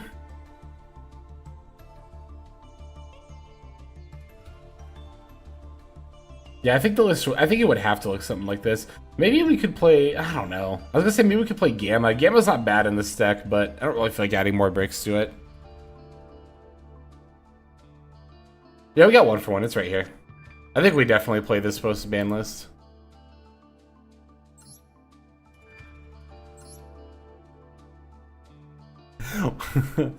What if I took this to ranked ladder? Well, why not? Let's do it. Let's just see how good this is.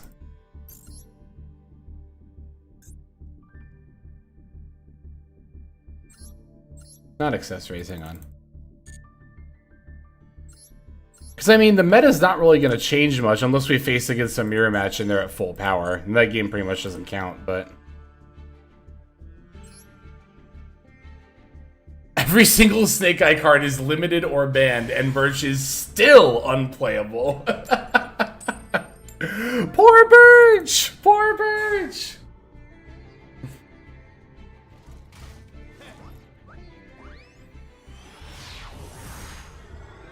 Put Birch to 4? You don't even play the second one. Like, ever. You wouldn't even consider the second one. We considered the first one for a minute, and then decided it wasn't good enough. Funny.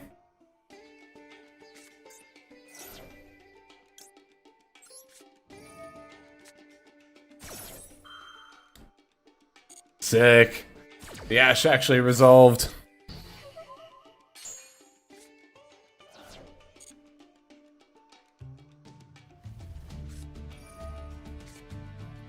I don't know why I thought the BE abbreviation was branded for a second.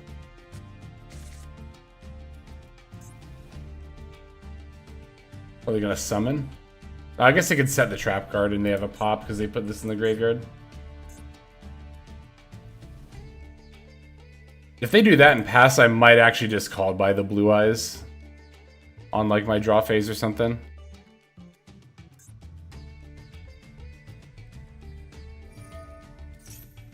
I don't have to do that, right? Oh, they are a special summoning. Okay.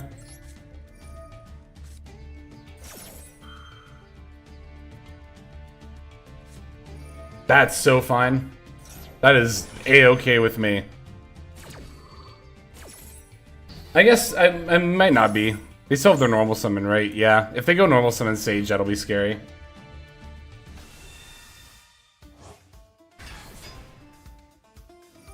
Oh, they don't have to normal summon Sage. You can special this. Well, that's only one Spirit Dragon. That's still fine. If they normal Sage here, that'll be really scary.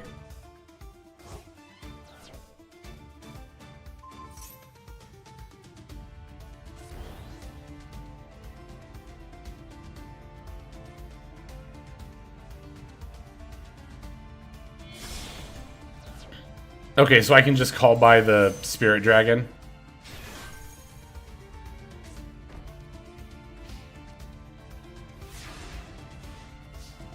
Nice inboard loses to exactly one called by. Oh, we even got the Engraver. That's awesome. I think I might actually lead with Diabellstar, because if I try to lead with Tract and activate Lurie's effect, they can just do this to negate the Lurie. So I want to force them to be able to go into... Yeah. Yeah, I'm going to lead with Diabellstar here. What am I going to pitch? Should I pitch Tract or Engraver? Does it really matter? What if I started with Engraver and just see if they... Let me actually activate this real quick. I'll just grab the other Tract and then discard that. I'll throw them off. Make them think I gave up my Tract. Okay, there's the Purge. Alright, that's cool. Okay, so now we can just Diabellstar the Tract anyway, and then called by the Blue Eyes Spirit Dragon. Because we're going to go into Fiendsmith stuff when we do our Snake Eye combo anyway.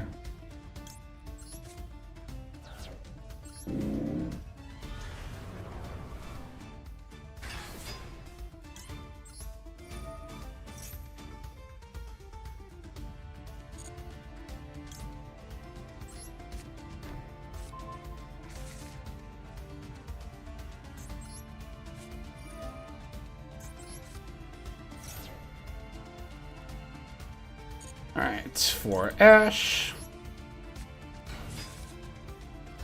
Ash F. I wonder when they're going to go into Ultimate Spirit Dragon. I feel like I would have done it by now.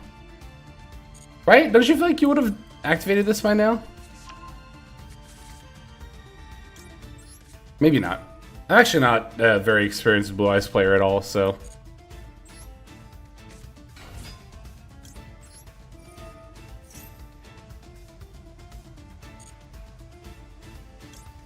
Yeah, they are probably just waiting for a chance to use the Graveyard Negate. They're probably waiting to use that on Poplar.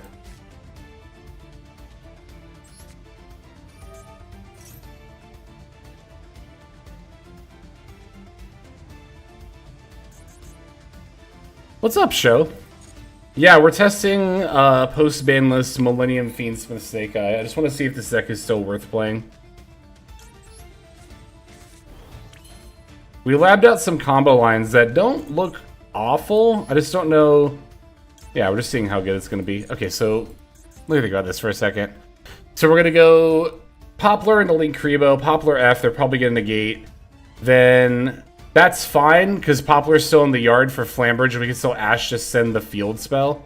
Actually, isn't that completely fine if they negate this? Because then I could even summon the Snake Eye Diabellstar, put Poplar in the spell trap anyway, and then Ash send the... Yeah, this actually just doesn't matter at all. If they use the Spirit Dragon F on Poplar, it actually just doesn't matter.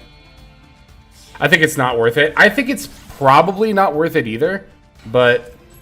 You know, we're conducting some science here, some science experiments. Actually, we could just place the Ash.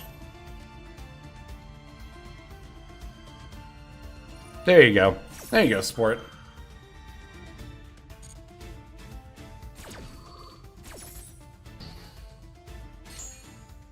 True Draco. I think I did a True Draco deck profile in like Season 2 of the game. I gotta be honest, I'm not the most interested in revisiting the deck, but...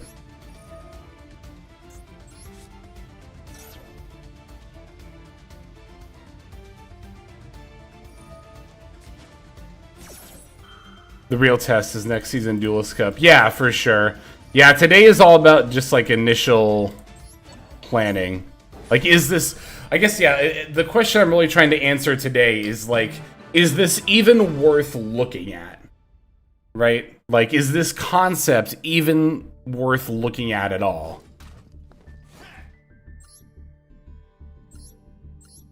And I still suspect the Fire King variant's probably just going to be better.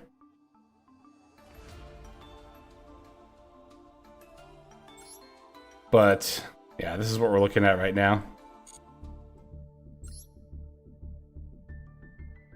Separate Millennium Crystron profile. I might still build Crystron. I'm just like, I don't know what this, like, I want to see what the July pack's gonna be before I commit. I have so many UR craft points, I should just do it. It's a good deck. It's good with K9 in the future too. It's got future proofing. There's kind of no reason not to craft it. I guess I'm just a little upset I pulled for Voiceless Voice and didn't get any Voiceless stuff. If I knew I wasn't going to pull any Voiceless cards, I would have definitely pulled for...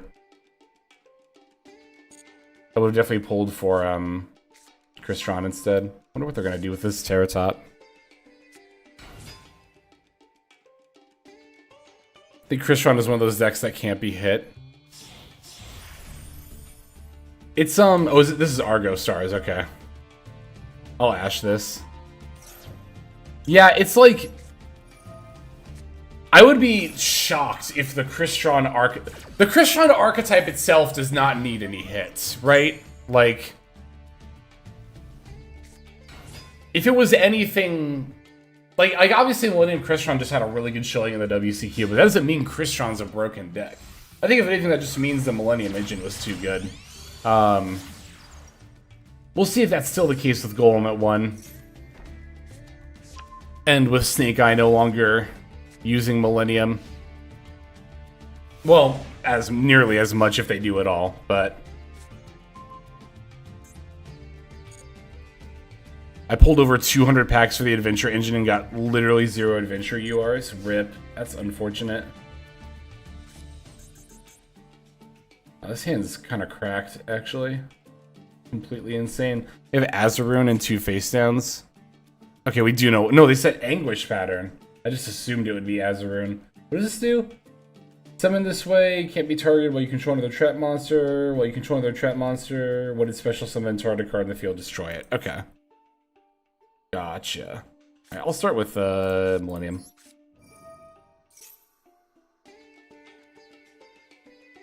Hal came back. We were talking about that yesterday.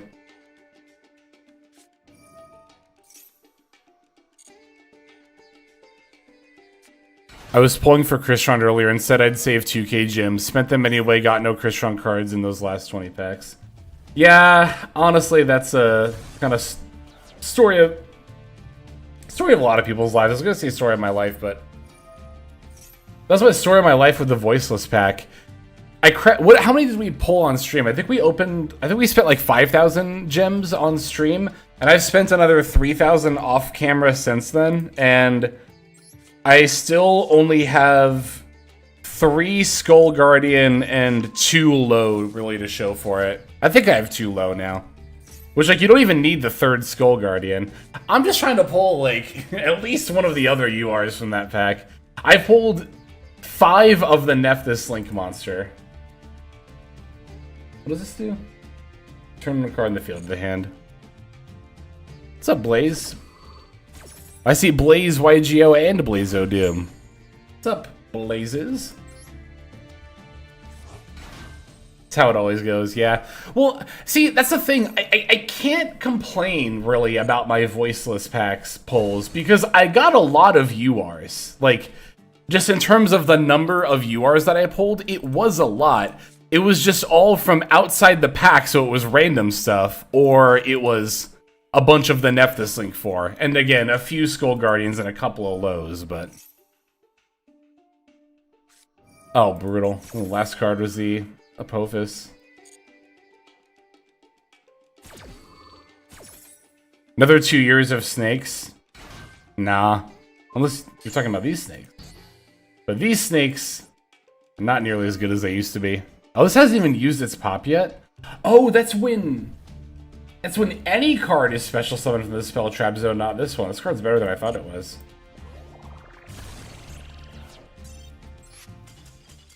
Voiceless is too expensive for how middling it is. Yeah, it just looked like fun. I've been wanting to try Voiceless. It looked like a fun deck.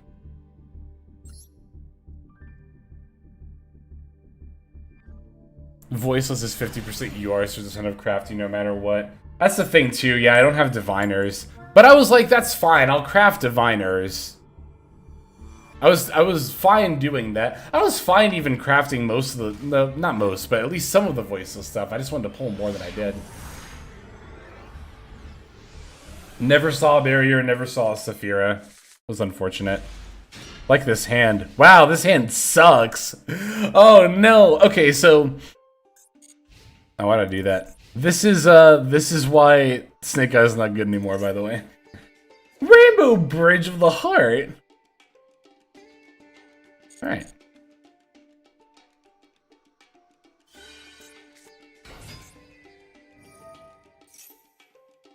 Sapphire Pegasus F is fine. No need to fool us yet. There's no link one that they can go into off the Pegasus, right? I'm pretty sure there's not. Yeah, no. There we go. Actually...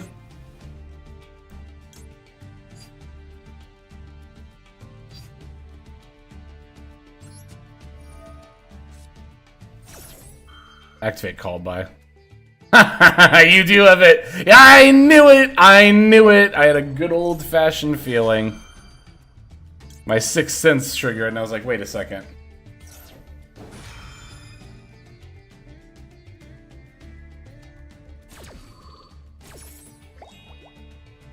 Yeah, this hand is ass. This hand is turbo ass because we have Poplar in it. Maybe you do need Birch. Well, no. I was gonna say, maybe you do need Birch. Like, maybe you actually... Okay, well, here's the thing. If you need Birch, this deck is not worth looking at anymore. If you need Birch to be able to make plays, we're not playing this deck ever. I think that might actually be the case. I'm just... I don't know.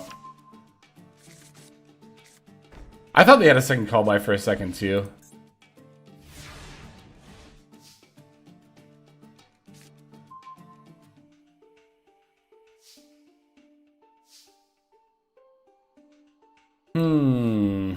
Alright, let's lead with this. That was a Royal Rainbow Dragon, wasn't it? Or somewhere I saw one. This one, yeah.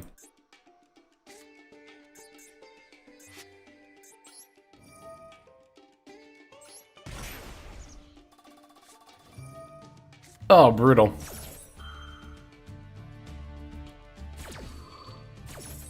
Diviners are a good investment in general. Yeah, they're not a bad investment at all. You use them in a lot of ritual decks, of course, and among other things. Let me see something real quick. Oh yeah, this treats it as a spell, right? Is it bad that if I push this Sapphire Unicorn with Block Dragon or Dune Dragon, I might actually like turn on a Crystal Beast effect? That'd be kind of funny if I did. So, okay. I'm not saying... I feel like a lot of people equate the word middling to bad. Those definitely mean different things. Maybe I'm wrong about that. I always assumed middling means just like middle of the road. Or like, yeah, this is fine, but it's not great. I'm not calling Voiceless a bad deck. I'm not saying it's not capable of tournament tops or hitting Master. I'm not even saying it's not tiered. But it's a middle-of-the-road deck in terms of power level. Again, maybe I'm wrong. I always thought that's what middling means. I guess we're just putting Poplar in the spell trap here, then? Yeah.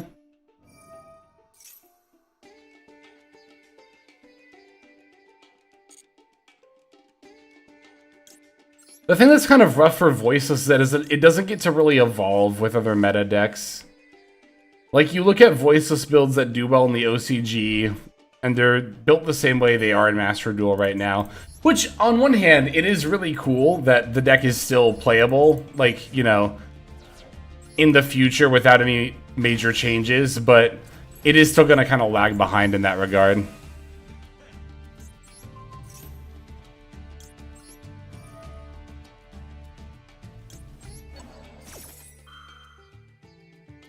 Actually, should I have even done that? Put Poplar in the spell trap? Isn't this really bad for me?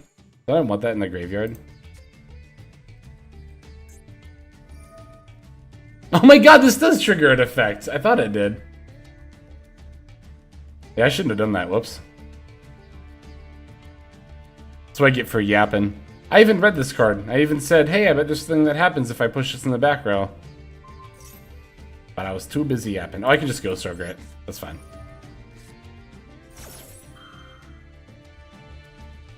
Voiceless Ryziel? Yeah, that is a thing.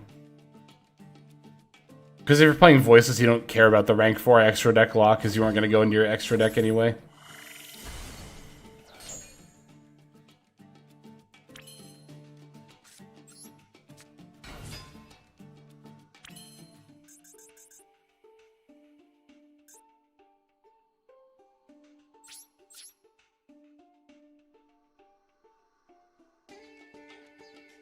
Oh, are they gonna Nimby?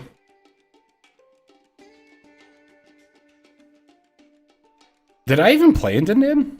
No, this is like my 4th summon, right?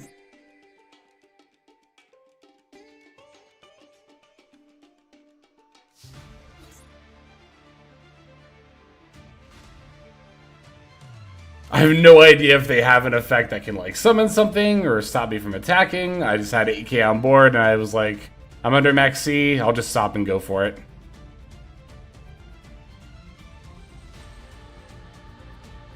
Crystal Beast is one of those decks where I actually kind of get terrified because I'm like, I have no idea what's going to be in their list.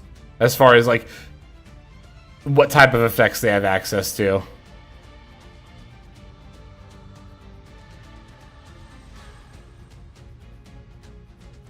Looks like we might have it here. There we go, okay.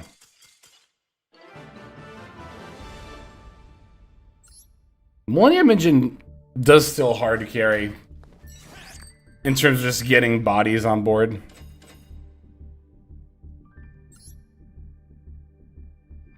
Crystal Beast could be like 5 different decks. Crystal Beast could be like 5 different decks and like... I'm at save, not see my deck. Crystal Beast could be like 5 different decks and like they could all be Crystal Beast decks. I feel like Crystal Beast is so underexplored, there's not even like a uniform build for it.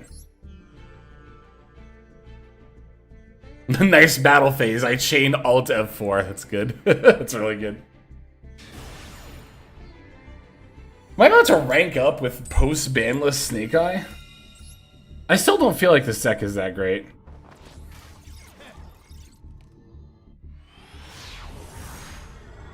Do you think Mathmech will be a meta contender now after the ban list? I really don't think 3 diameter changes anything, to be honest. I love Mathmech. I would love for that to be true, for it to be a meta contender now. I don't think it really gets into it. I don't even think you play 3 diameter. I think you just play a second one. Yeah. It's a little awkward opening Lacrima and Diabell, but whatever. We open Snake Eye Ash. It's fine.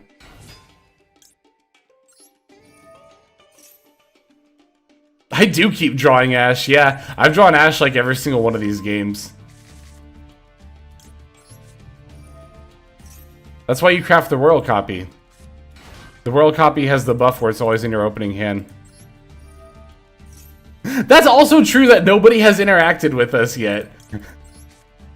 Because our whole kind of shtick, not shtick, but our whole kind of argument here has been like, well, Snake Eye isn't as good because there's fewer starters and you're more susceptible to hand traps. Cut to me just opening our best starter and not getting hand trapped. Like...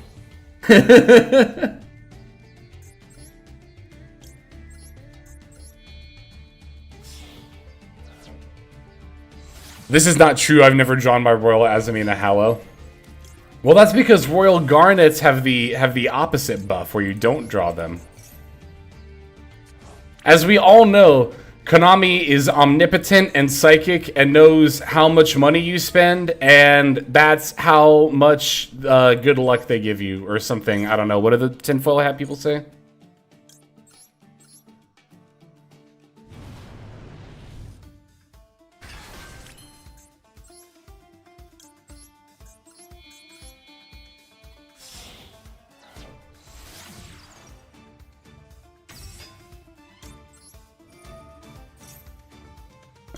These two.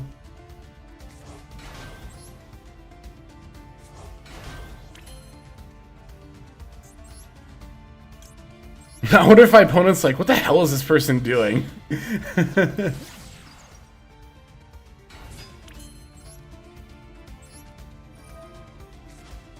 Don't know, my luck never improved after spending money. What's up, Meeps? Oh, I was supposed to summon Lacrima! Misclick. It's fine. We still have Diabell Star, it's fine. It's not gonna make a huge difference. Yeah, this is still fine. Okay. Oh wait, hang on. That does make a difference, because we don't... No, it doesn't make a difference. We can still make... Yeah, we can still make Desiree. We're good, we're good.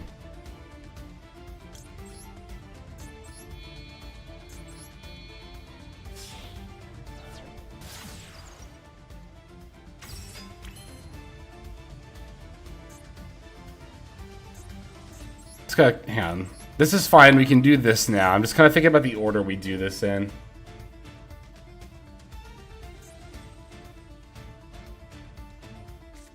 Oh, it's Ghost Ogre. Okay. What? Okay. That actually does matter. It makes it harder for me to go into Prom Princess.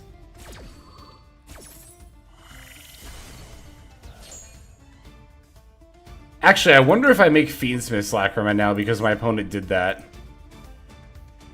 To get more bodies, to make it easier to go into Prom Princess. Like, if I make Desiree here... Well, I still have Diabell Star. Oh, but then I won't be able to go... Wow, this actually...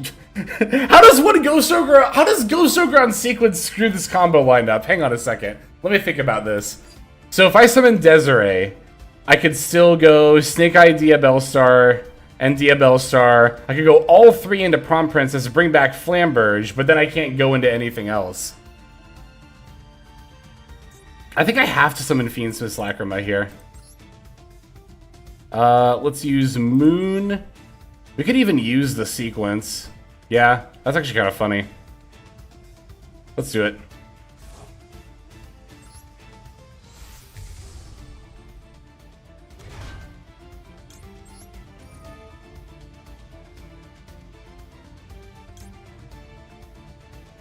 I didn't use Tractor Lurie, right? No, so I could add this to hand. Instead of specialing it. Oh, they're just gonna Magnum Hut it anyway. How am I losing to Ogre Magnum Hut? This is Snake Eye. Wow, Ogre really does make all the difference. Holy shit. I feel like I shouldn't have even cared about these hand traps in my previous build.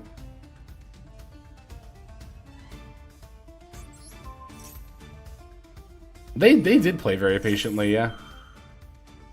I'll ash that. Actually, maybe I shouldn't have done that. Because now I don't get to place something in my spell trap zone, which means I can't really make Doom Dragon now. Whereas I could have before. Wow, that actually was a misplay. That was actually 100% a misplay. That's kind of wild. I didn't even think about that until I did it.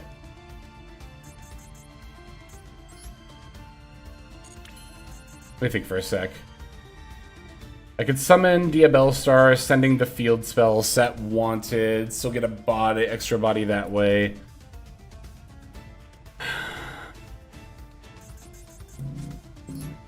Wait, I think I know how we're gonna do this.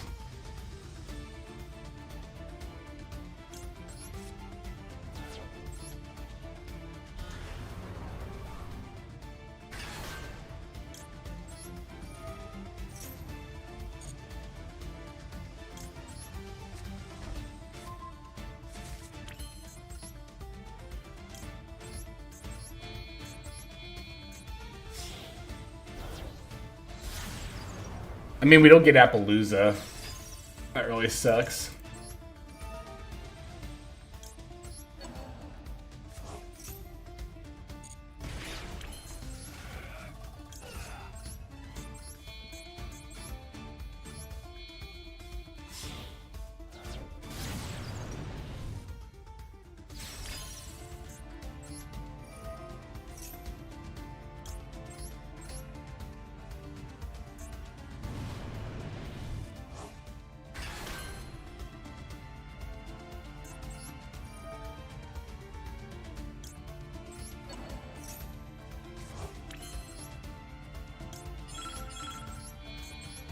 I mean, we wouldn't have been able to get Napalooza anyway, though, right? We would have only had one extra body.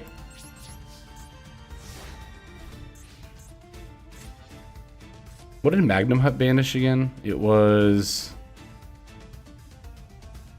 the Engraver, right? Of course.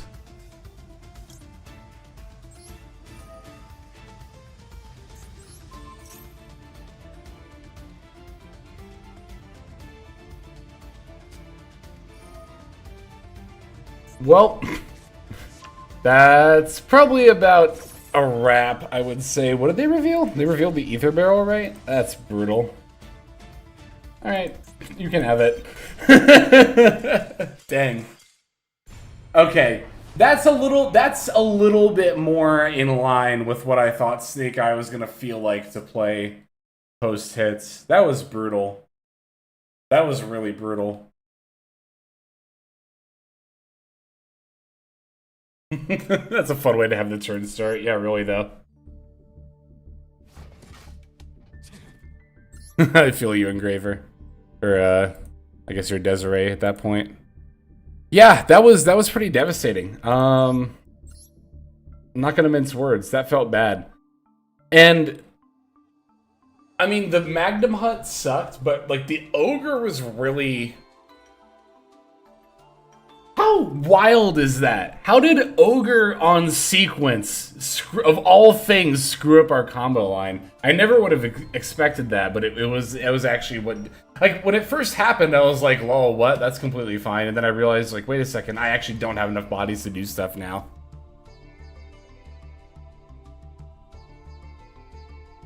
So, I'm pretty content to say... that, yeah, I think this deck is actually significantly worse with Oak Band. And, yeah, let's do at least one more. To be fair, that was our first loss. Let's do at least a little bit more science. Yeah, I mean, like... What am I gonna zombie vamp and try to mill my one? Well, here's the thing, right? Like, I could... What am I gonna zombie vamp and try to mill my one of OSS? Not only that, but what if I zombie vamp and mill, like, Poplar? That's actually a huge issue now. If you zombie vamp and mill, like, a Poplar or something. That's actually a pretty big problem. Alright, Flamberge in the opening hand is certainly not ideal, but not the worst. We're gonna lead with Millennium stuff. Actually, because we have Engraver, we could even, like... I was gonna say we could even go into number 90 here.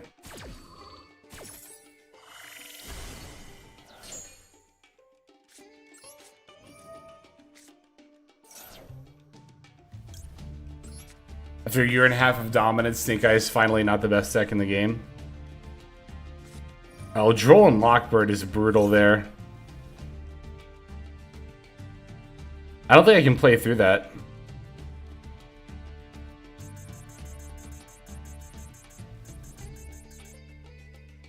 Nope. I can't. Oh, we need Silvera in this deck. You need alternate Diabell Star plays. A lot more than you did now. Silvera was very optional beforehand. It's super mandatory now, though. Also, Rip Us. Wait, actually, maybe not Rip Us. They're gonna summon Pydra, right? We can Ghost Ogre Pydra and they can't special summon Shundra anymore. But they can still add Songin Kaiman. I'm just gonna concede. Am I? No. I'm gonna wait and use the Ghost Ogre later. Oh, they went for the field spell. Hold on. Wait, actually, this clears.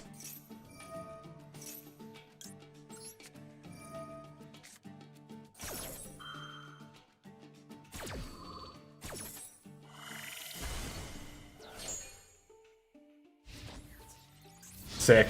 We lived.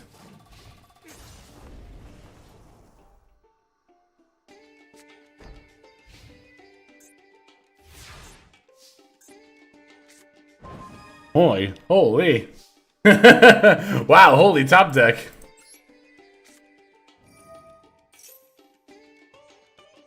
Ash is like, Snake Eye Ash is like, I'll come save you, don't worry. Joel 2, I had the same thought, but looks like it's just an Ash Blossom.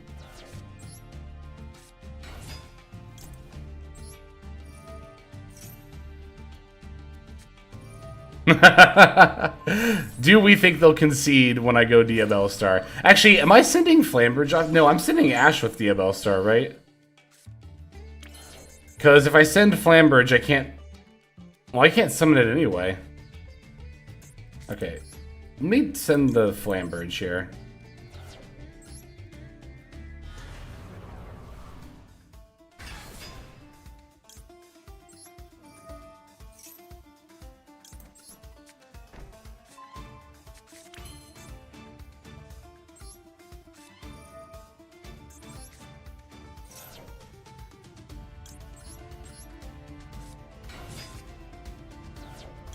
Alright. Oh, yeah, and then I can... Okay, this is gonna be good. Because I can go for Snake Eye Diabell Star, and I can put the Ash back in the spell trap, and then I can still... Oh, no, that's fine. I was gonna say, maybe I should have put the Flamberge in the spell trap, but I don't really have a way to send it. I could put it in the spell trap zone now. Wait, actually, I definitely do that, because I can send it with Doom Dragon. Yeah.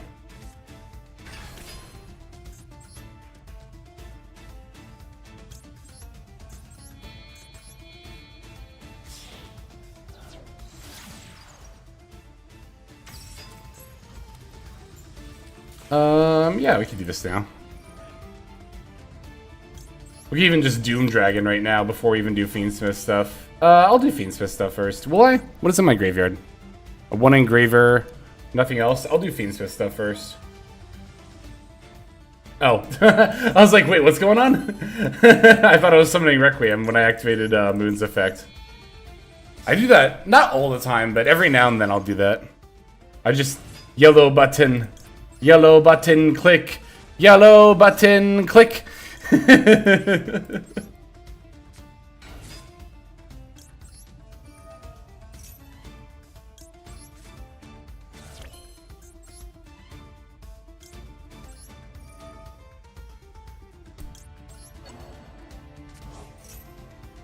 Everyone thinks Mood is engraver sometimes.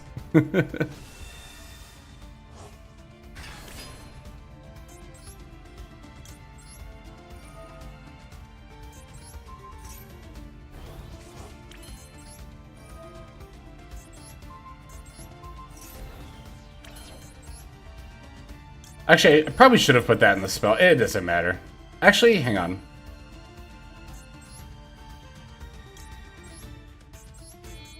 I mean, I don't know. None of this really matters. I think we're just going to win anyway. Actually, wait a second. I should set up an Appaloosa here. For sure, right? Yeah. And then I play through Nib.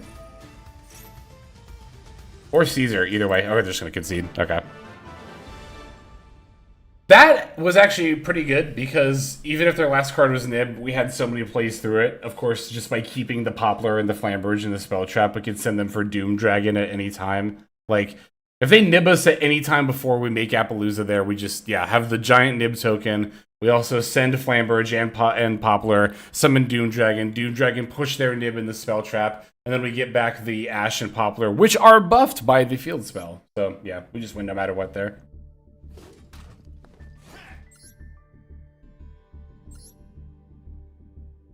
We're on our rank up game again. I don't know. I still don't think this deck is that good. Doom Dragon is a lot more important to Snake Eye post banlist, yeah. It's a very cool card.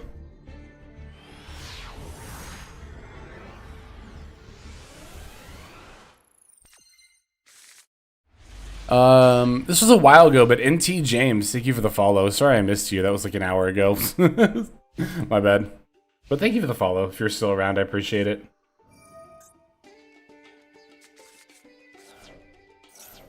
Yeah, I'll ash that. Probably stun. Ep Legends! Thank you for the follow. Welcome to the stream. Hope you are doing well. Stand for Epic Legends, maybe? Oh, it's voiceless. Dang, I shouldn't have ashed then. Even if I thought it was stun, there's actually an argument to not ashing there. Because stun does more than just extrav when it comes to ashable targets.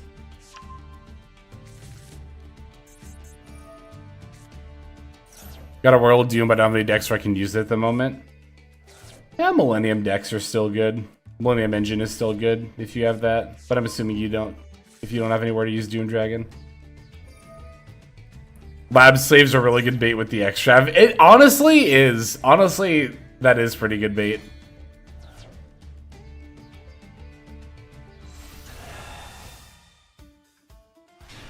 This is why you should never assume your opponent's playing something based on accessories. People do bait with accessories. I see a lot of people on the Snake Eye board that aren't on Snake Eye. I probably see more people that aren't on the Snake Eye board that are... They might just think the board looks cool, though. There's always that. But I mean, again, it's like, yeah. I would never look at somebody's accessories and assume they're playing that deck. Even though it does seem like every Blue Eyes player does actually have the Blue Eyes board.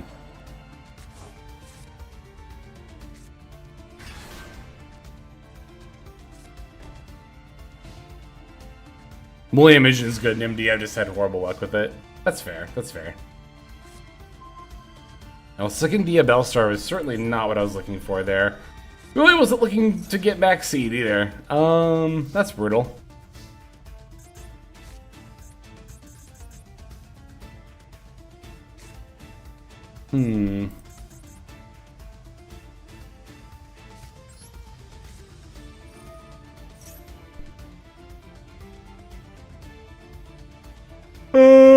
I should have led with the Bellstar. Excuse me. Should I have? I don't know. I don't think that really would have changed anything. Cash players always use the cash shield. I got a level with... Oh, okay, that's not true. I was going to say, I couldn't tell you the last time I even played against Cashier. We played against it a couple of times in the WCQ event.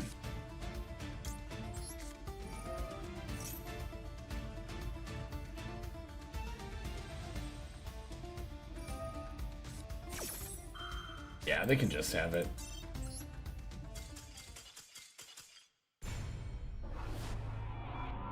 I guess we did have triple tack. Maybe I should have kept playing. Whatever.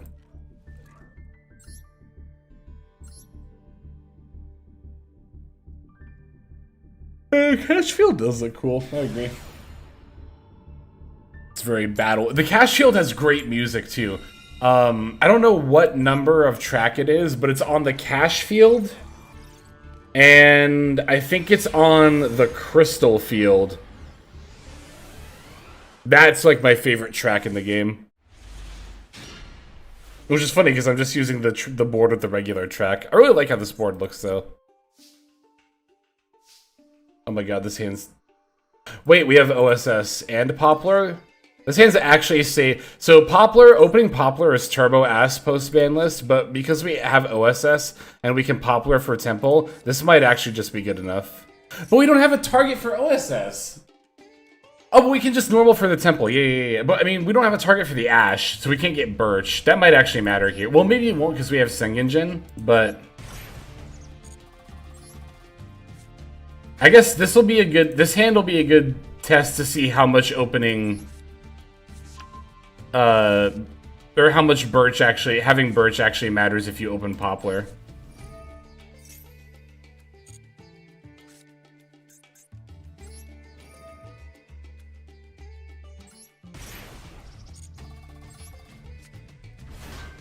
You know, I'll say even the regular dual theme is actually still pretty good. I've said it before, and I don't think this is a hot take at all, but they nailed it with the music for this game. It all slaps.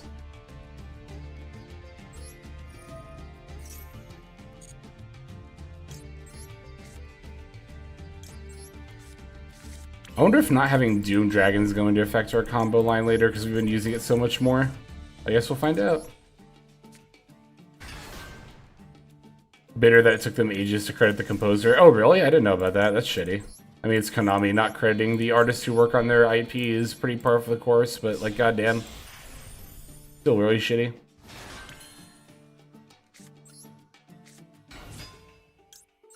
Branded Field music is fire, I agree. It's a really good track. One of the best ones.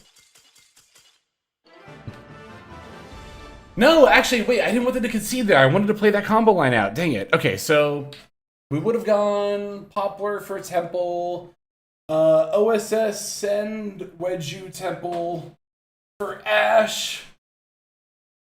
Second Temple for DML Star. We can Ash, or we can Poplar for Link Karibo. That should still be full combo, right? But only because we opened OSS alongside the Poplar.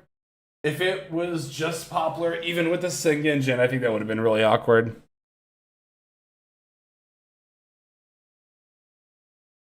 Duel Links OST slaps is absolutely true. Duel Links OST has some phenomenal tracks. Yugo's theme, Yugo from R.I.P, his theme's really, really good. Yuto from R.I.P also has an insanely good theme.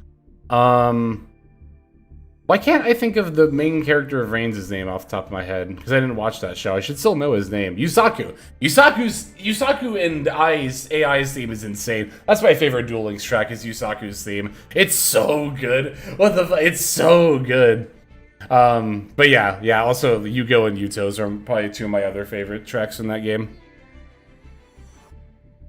Playmaker. That was the title I couldn't think of. Yeah, Playmaker, Yugo, Yuto. Those are my three favorite themes from Duel Links. I've never even played Duel Links, but I've listened to a fair amount of the tracks. Mad Lobster. Soulburner's theme is pretty good too, from what I remember. Leo and Luna. Ooh, I haven't listened to that one. I should listen to that one.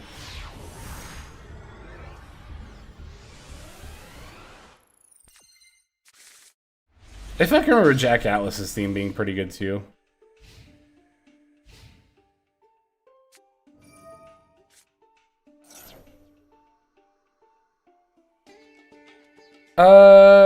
Sure. I have no idea where to Ash Chimera off the top of my head. I should probably have waited for Mirror Sword Knight, right?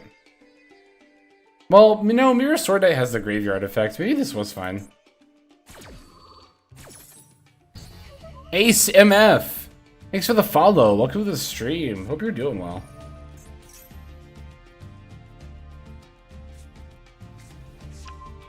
I think that was actually a fine Ash Blossom. I don't know. I never play against this deck. I play against this deck like maybe once every other month. I just never run into Chimera. I never get to practice against it.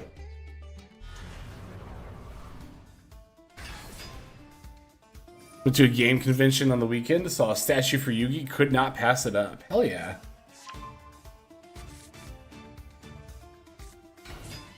I picked up some Yu-Gi-Oh stuff. Well, I've only ever been to one convention in my life. Well, I guess it depends if you count like major Yu-Gi-Oh tournaments, but like a traditional anime con, I've only ever been to one in my life, but I picked up some Yu-Gi-Oh swag when I was there.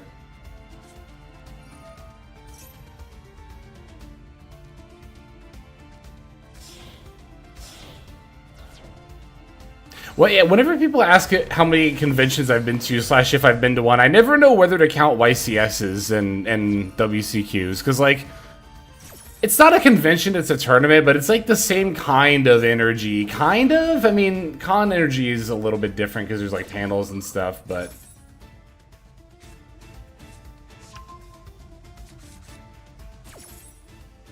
The bigger YCSs where they have the voice actors show up definitely have con energy. I mean, I say this, again, I've only been to, like, one anime convention.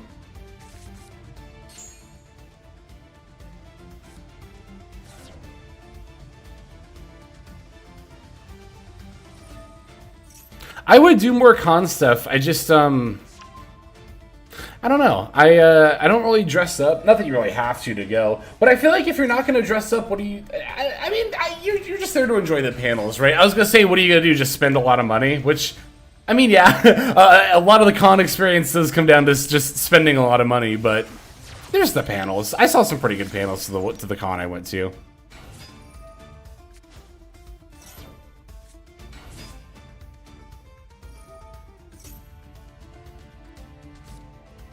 I mean, I guess that's like any of it. It's just pricey. Pricey, excuse me.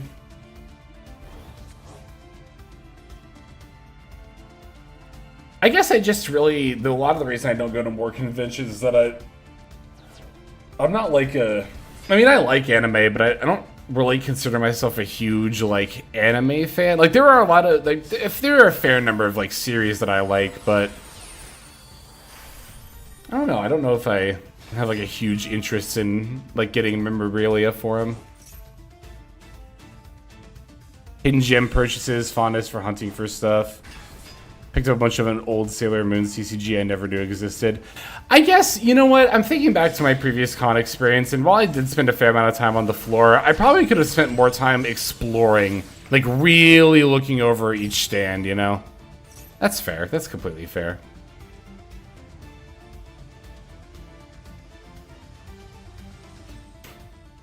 If I'm being completely honest, I think a lot of the reason I'm like, oh, all you do at cons is spend money is just because I'm a stingy. I'm just a stingy person when it comes to spending money. I have a hard time justifying personal purchases for like fan memorabilia stuff, which I actually kind of want to like get over a little bit because I see so many people with cool collections online, and then I'm like, oh, I'm so jealous. And then I'm like, well, yeah, you could have that stuff too. You just never splurge on it. And it's like, oh yeah. So, funnily enough, through the Alestrals team being so generous with creator boxes, I actually have a fair amount of like Alestrals memorabilia. And I also have been keeping all of my booster boxes and starter decks for that set, like the actual packaging. So I actually have enough Alestrals stuff where I could have like an Alestrals set up. Like a display of like the creator boxes and booster boxes and starter decks and stuff. I want to do that. Could you buy a plush Sprite Blue?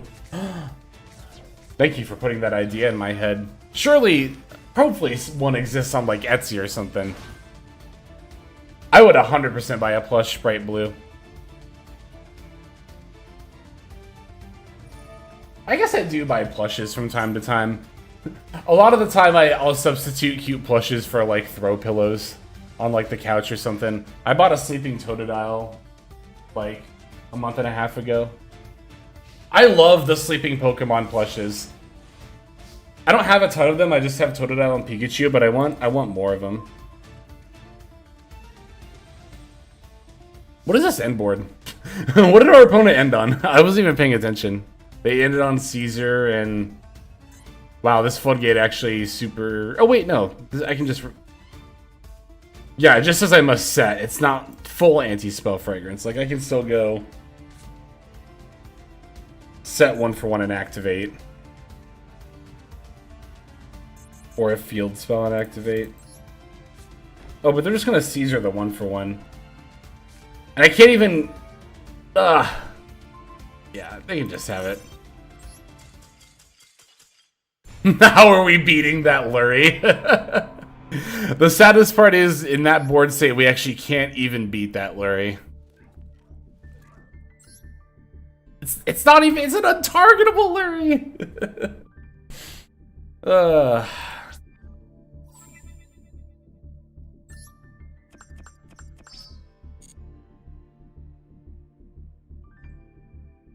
Games go bad, open duel rooms. I'm expecting games to go bad.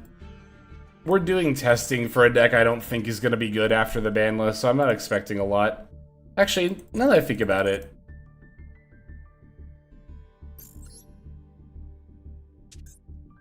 I'll go back to the drawing board here. I mean, I say go back to the drawing board, but like... I think I'm pretty confident in saying that Millennium Fiendsmith Snake Eye post Oak Ban is just not an idea that's super worth exploring. Like, I think you're just too susceptible to hand traps. Like, you can do plays, and they're not bad if they go through. But, like, you're so much more susceptible to hand traps. You can't play through Droll anymore. I can't stress enough that somebody ogred our sequence, and that completely screwed our combo lineup. This should be such a nothing interaction for a deck like Snake Eye, and yet it completely screwed up our end board when they did that. So, Yeah, I think this is ultimately not gonna be it. Oh, did somebody did I miss a sub?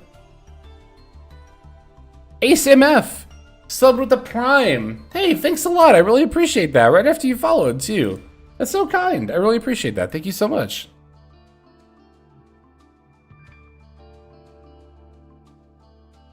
Yeah, I think we just scrap this deck. I think that we are ultimately. Oops, I need to click edit. I meant to click delete because I don't think this deck is good.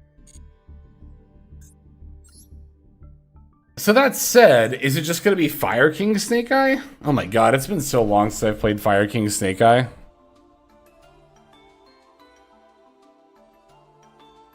What? Can I even hang on? Let me go to Untapped. Let me search for like Ponix and then see what comes up for decks and what their win rates look like.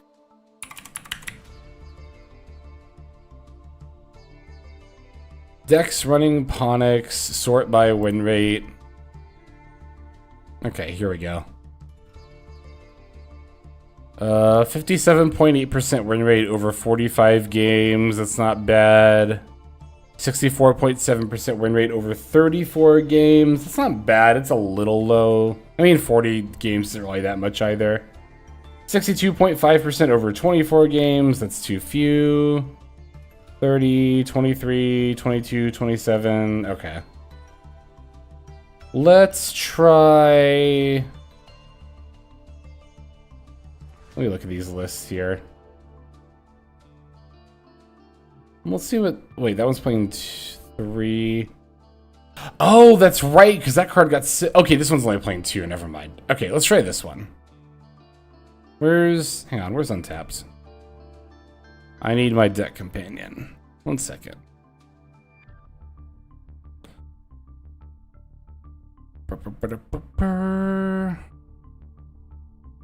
Love to see Snake Eye fail, but excited to see them actually have to get more creative with deck building. I mean, it's a long overdue hit. How many cards are actually banned? That's a good question. I don't know what the actual quantity number is.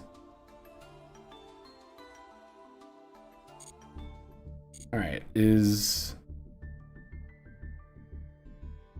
It's not opening? Hang on. Oh, update available. Yeah, this real quick. I want to import this Fire King list. I'll build it by hand if I have to, but... Okay, here we go. Untap's up again. So... auto import. There we go.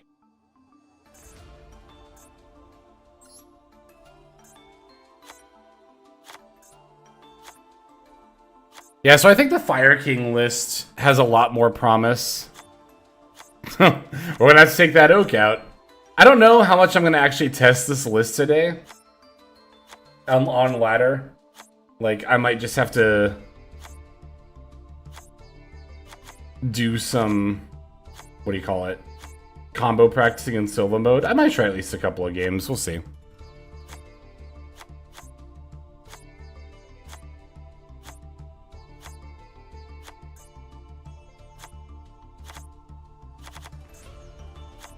I feel like this is going slower than it usually does.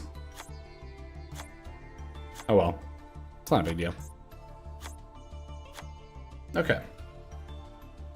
Oh, because I have alt arts. Let me grab R.I.P and Appaloosa.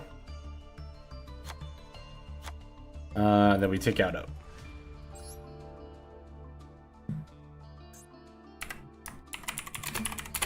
Do I even remember how this combo lines for this deck go? Surely I do. We probably don't still play 3 Droll because we can't play through this deck, or we can't play through Droll as easily anymore. Actually, maybe you can with Fire King deck. I don't know. God, it's been so long since I've played this variant. Let me close this. In all of MD, after the new ban list, it'll be 95. 95 banned cards. Is that 95 cards that are banned or 95 cards total on the list? Where's Ulcanix? Right here. Oh, only 1 copy? Really? That is a little weird.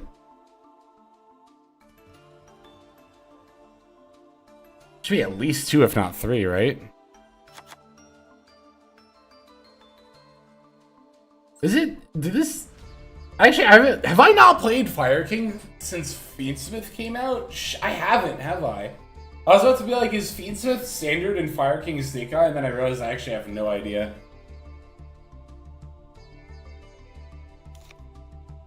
One, 2, 3, 4, 5, 6, 7, 8, 9, 10, 11, 12, 13. Yeah, we can cut a couple of draws.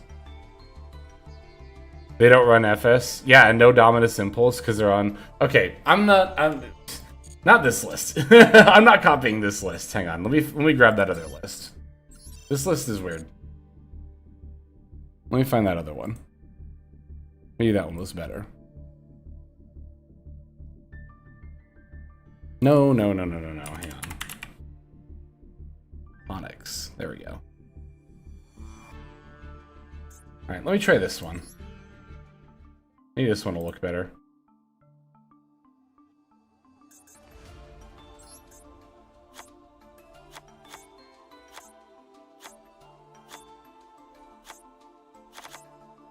There we go. This one has impulses. We might end up taking out the Bestials. I think this one actually has 3 Ulcanix too. This one has 3 high... what do you call it?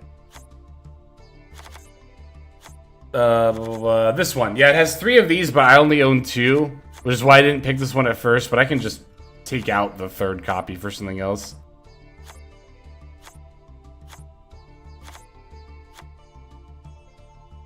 Yeah, this card. What's this card called? Kieran. That's the one. Yeah, I only own 2. I never recrafted the 3rd Kieran after it got unhit. But do you need 3? You can get away with 2, right? 1, 2, 3, 4, 5, 6, 7, 8, 9, 10. Oh wait, that's 6. 7, 8, 9, 10, 11, 12, 13. 13 hand traps if you count the Bestials.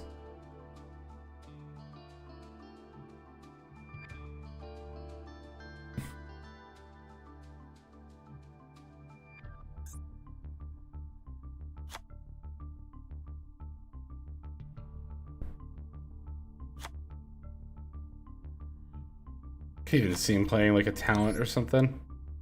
Just good getting above 40 cards because we have some stuff we don't want to draw.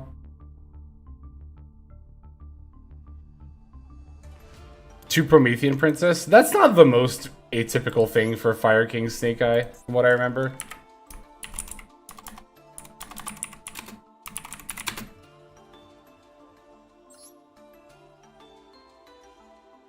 I don't know how standard it is. I've done it before. I think it was in Fire King. I've definitely played 2 Promethean Princesses Snake Eye before. I'm just trying to remember which variant it was. I don't remember if it was Fire King or not. Doesn't Fire King usually use Azamina? Does it? I don't know. I haven't played Fire King in a while. Doesn't Azamina have all of the same problems in Fire King Snake Eye that it does in Fiendsmith Snake Eye, though? Like, here, quote-unquote. Also, how would you even have room for it? Like, take out Bestials, I guess? Oh, I guess we did just add, like, take out these 3. And go up to, like, 42. That would be fine. Extra deck, you take out second Prom Princess. Take out, I don't know, one of these Link 2s. Okay, I can see us pretty easily having room for it. Because you would only need to add 3 Deception and 1 Hallowed to the main deck, right? But that is adding more bricks. Bleh. I don't know. Azamina's so bleh. I don't think it's bad. I'm just not the biggest fan of it. Let me practice some hands of this real quick.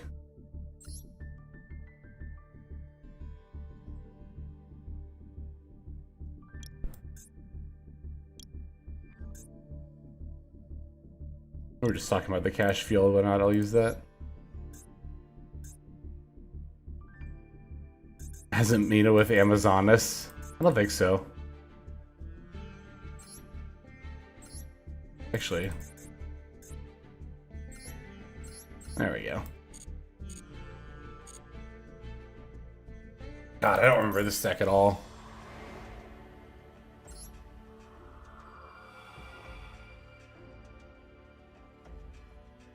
Can we get Wanted back to 3, please? I can see that happening over time. Probably not like next list, but...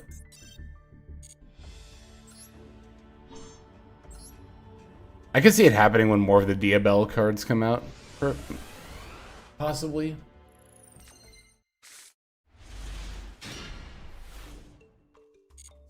Okay. Oh, this has Subversion. We could definitely take that out.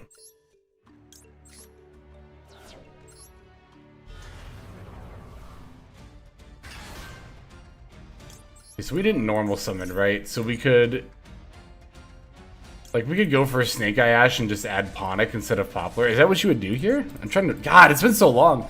I haven't played this variant in forever. But I would assume there's, like, no reason not to do this instead of just special summoning Ponic, because we haven't used our normal summon yet.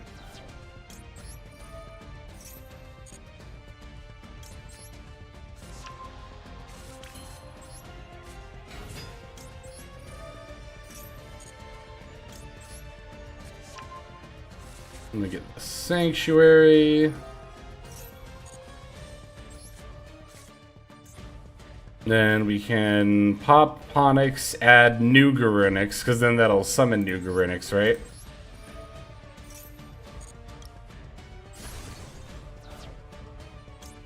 And then we can dump stuff and summon more stuff.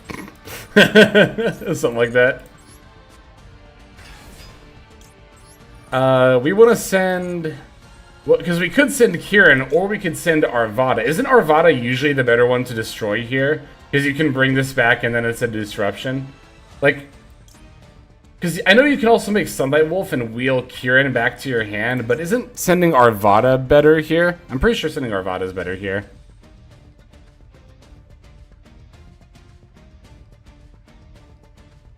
Yeah, I'm gonna pop this.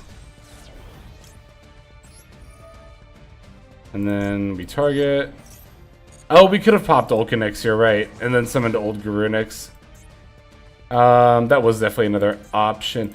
I guess what is a little bit weird about this, though, is like...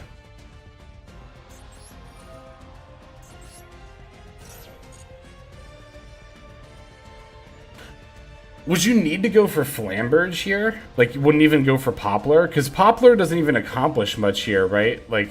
We don't even really have anything left to add. I think you would like have to special summon Flamberge here.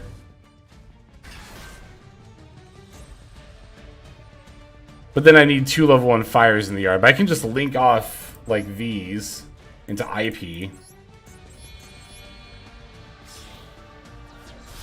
Why do I feel like I'm not doing this right?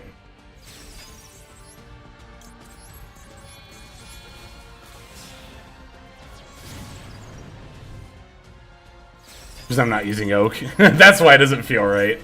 Because I'm not using Oak. But I mean, this is fine so far, right? Like...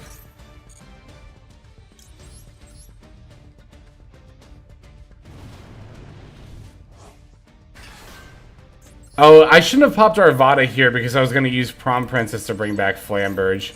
I think you should only send Arvada if you're going to bring it back with Promethean Princess, right? If I use my normal, I did use my normal. You go into Pyro Phoenix, you go into Amphibious Swarm Ship Ambluwhale. We could have optimized this board. I'm almost positive of it. Actually, what we could do still is something like this, right? Because I don't think I ever used Link Rebo. Nope.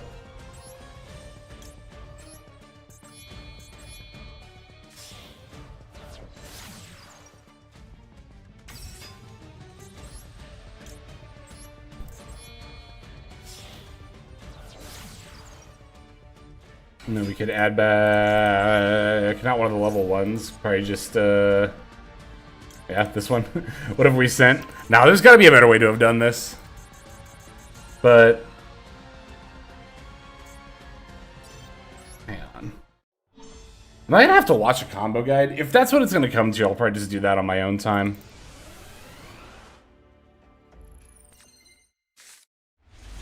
No, well, this hand just doesn't actually just doesn't do anything, unfortunately.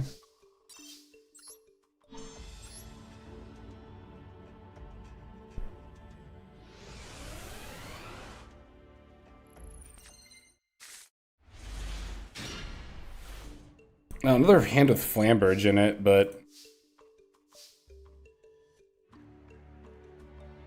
yeah, I don't know. I don't know what I'm doing. I'm gonna look this up later.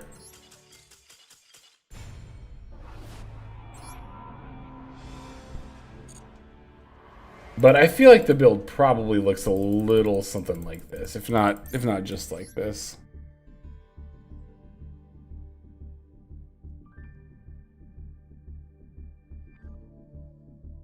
Also would have summoned a Poplar off of OSS without Oak. The problem is, in a build like this, I just don't think we had enough things to go into. Like, I mean, as far as like things to search off of Poplar, right? Because like it's just Subversion and OSS. So you actually kind of have to play Subversion. Because if you OSS into Poplar, that's actually just like nothing. Like you don't even get a search if you don't play this. Fire King is definitely more complicated for sure.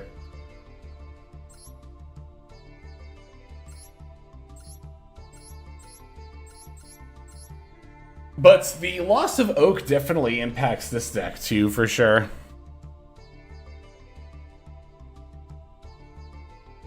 I mean, duh, but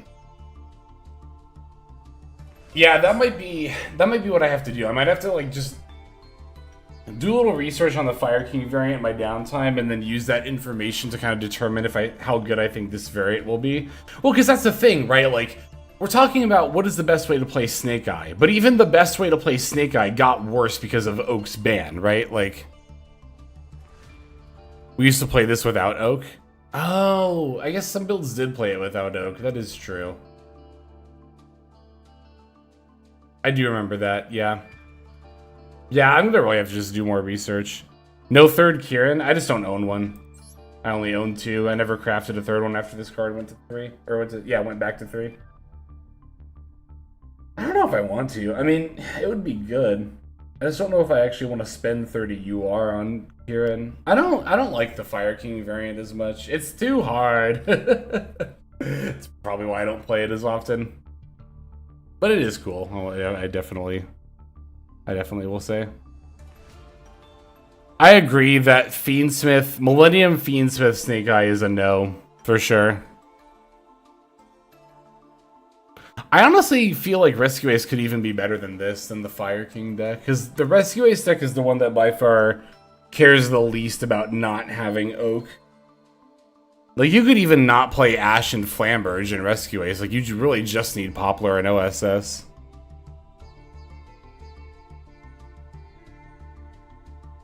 The fact that you have 540 UR is good management. I mean, kind of. A lot of this comes from pulling for Voiceless Voice. And just a lot of the junk URs that I pulled. I didn't even dismantle every single UR I pulled. Let me go... Where is it? It's on top. UR. And sort by obtained order. Oh, and then let me... Because this will remove all the legacy pack cards. I still have a Neff. How do I still have one of these? I thought I got rid of all these. I can't believe I still actually... I totally forgot about that. I didn't dismantle this Mimighoul Maker just in case I get interested in the deck. Kept this Perulia. Kept this Ghost Reaper. But, yeah. So a lot of these extra UR craft points just comes from how many Voiceless packs I opened. Which, again, these are the only real things I have to show for. I think spending a total of 7,000 gems on the Voiceless pack is 2 lows and 3 Skull Guardian. You don't even play the third one.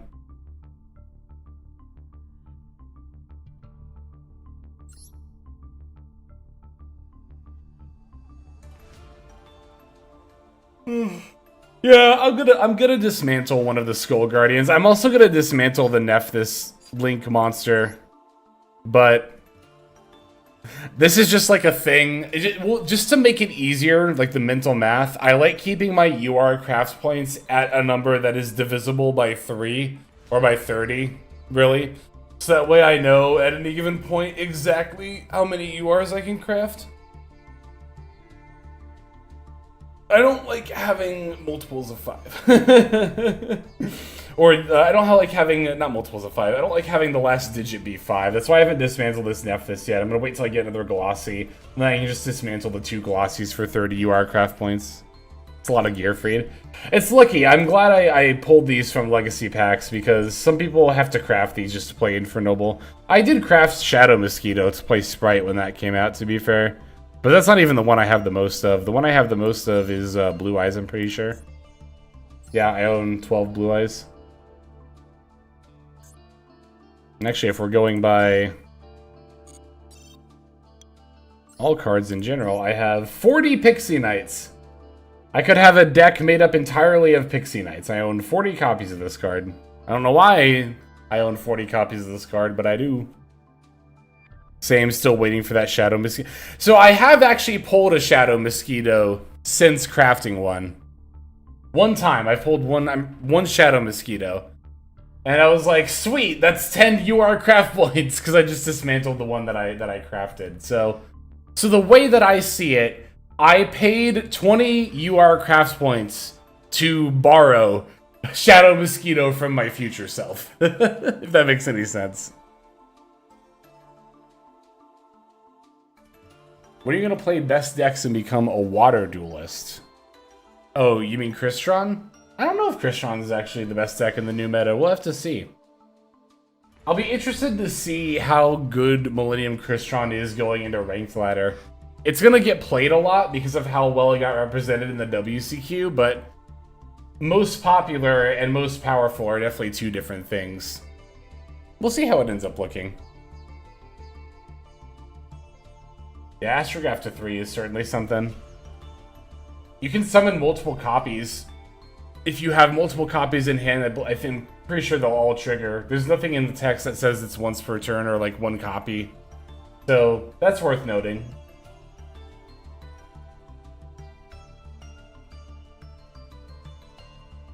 All right, I think I'm actually gonna call this things here. We got on some good theory crafting, had a nice discussion about the ban list.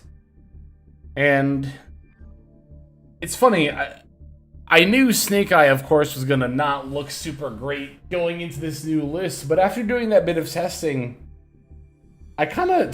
it's actually even worse than I thought it was gonna be somehow.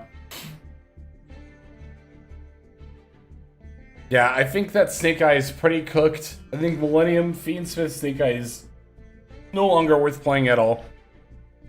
And again, you even think about the better variants, like Fire King, and I don't know. It certainly didn't get any stronger.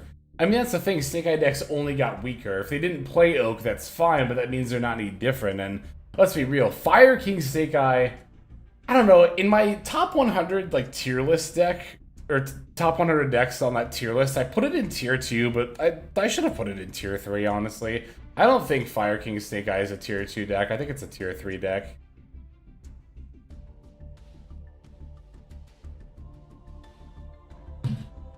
But Rescue Ace best varied, it might just be, and honestly it might just be. But alright, I think, like I said, I'm going to go ahead and end the stream. Thanks, everybody, for coming by and talking with me today. Super appreciate that.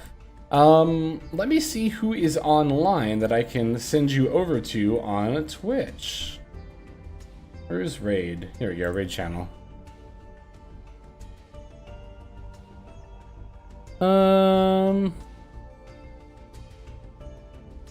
Who is on? Who is on? Who is on? Who is on? Let me take a look here. Ray is on. We all like Ray. Ray's a good player. Looks like he's playing Pokemon Pocket right now, so let's all go say hi to Ray. And let's see, when is the next stream gonna be? I think Sunday. I actually don't know for sure if I'm going to stream on Sunday, but that's the tentative next stream. I'll keep you all updated on social media and the Discord. But thanks again for stopping by. Super appreciate you, and I will see you in the next one. Take care and have a great day.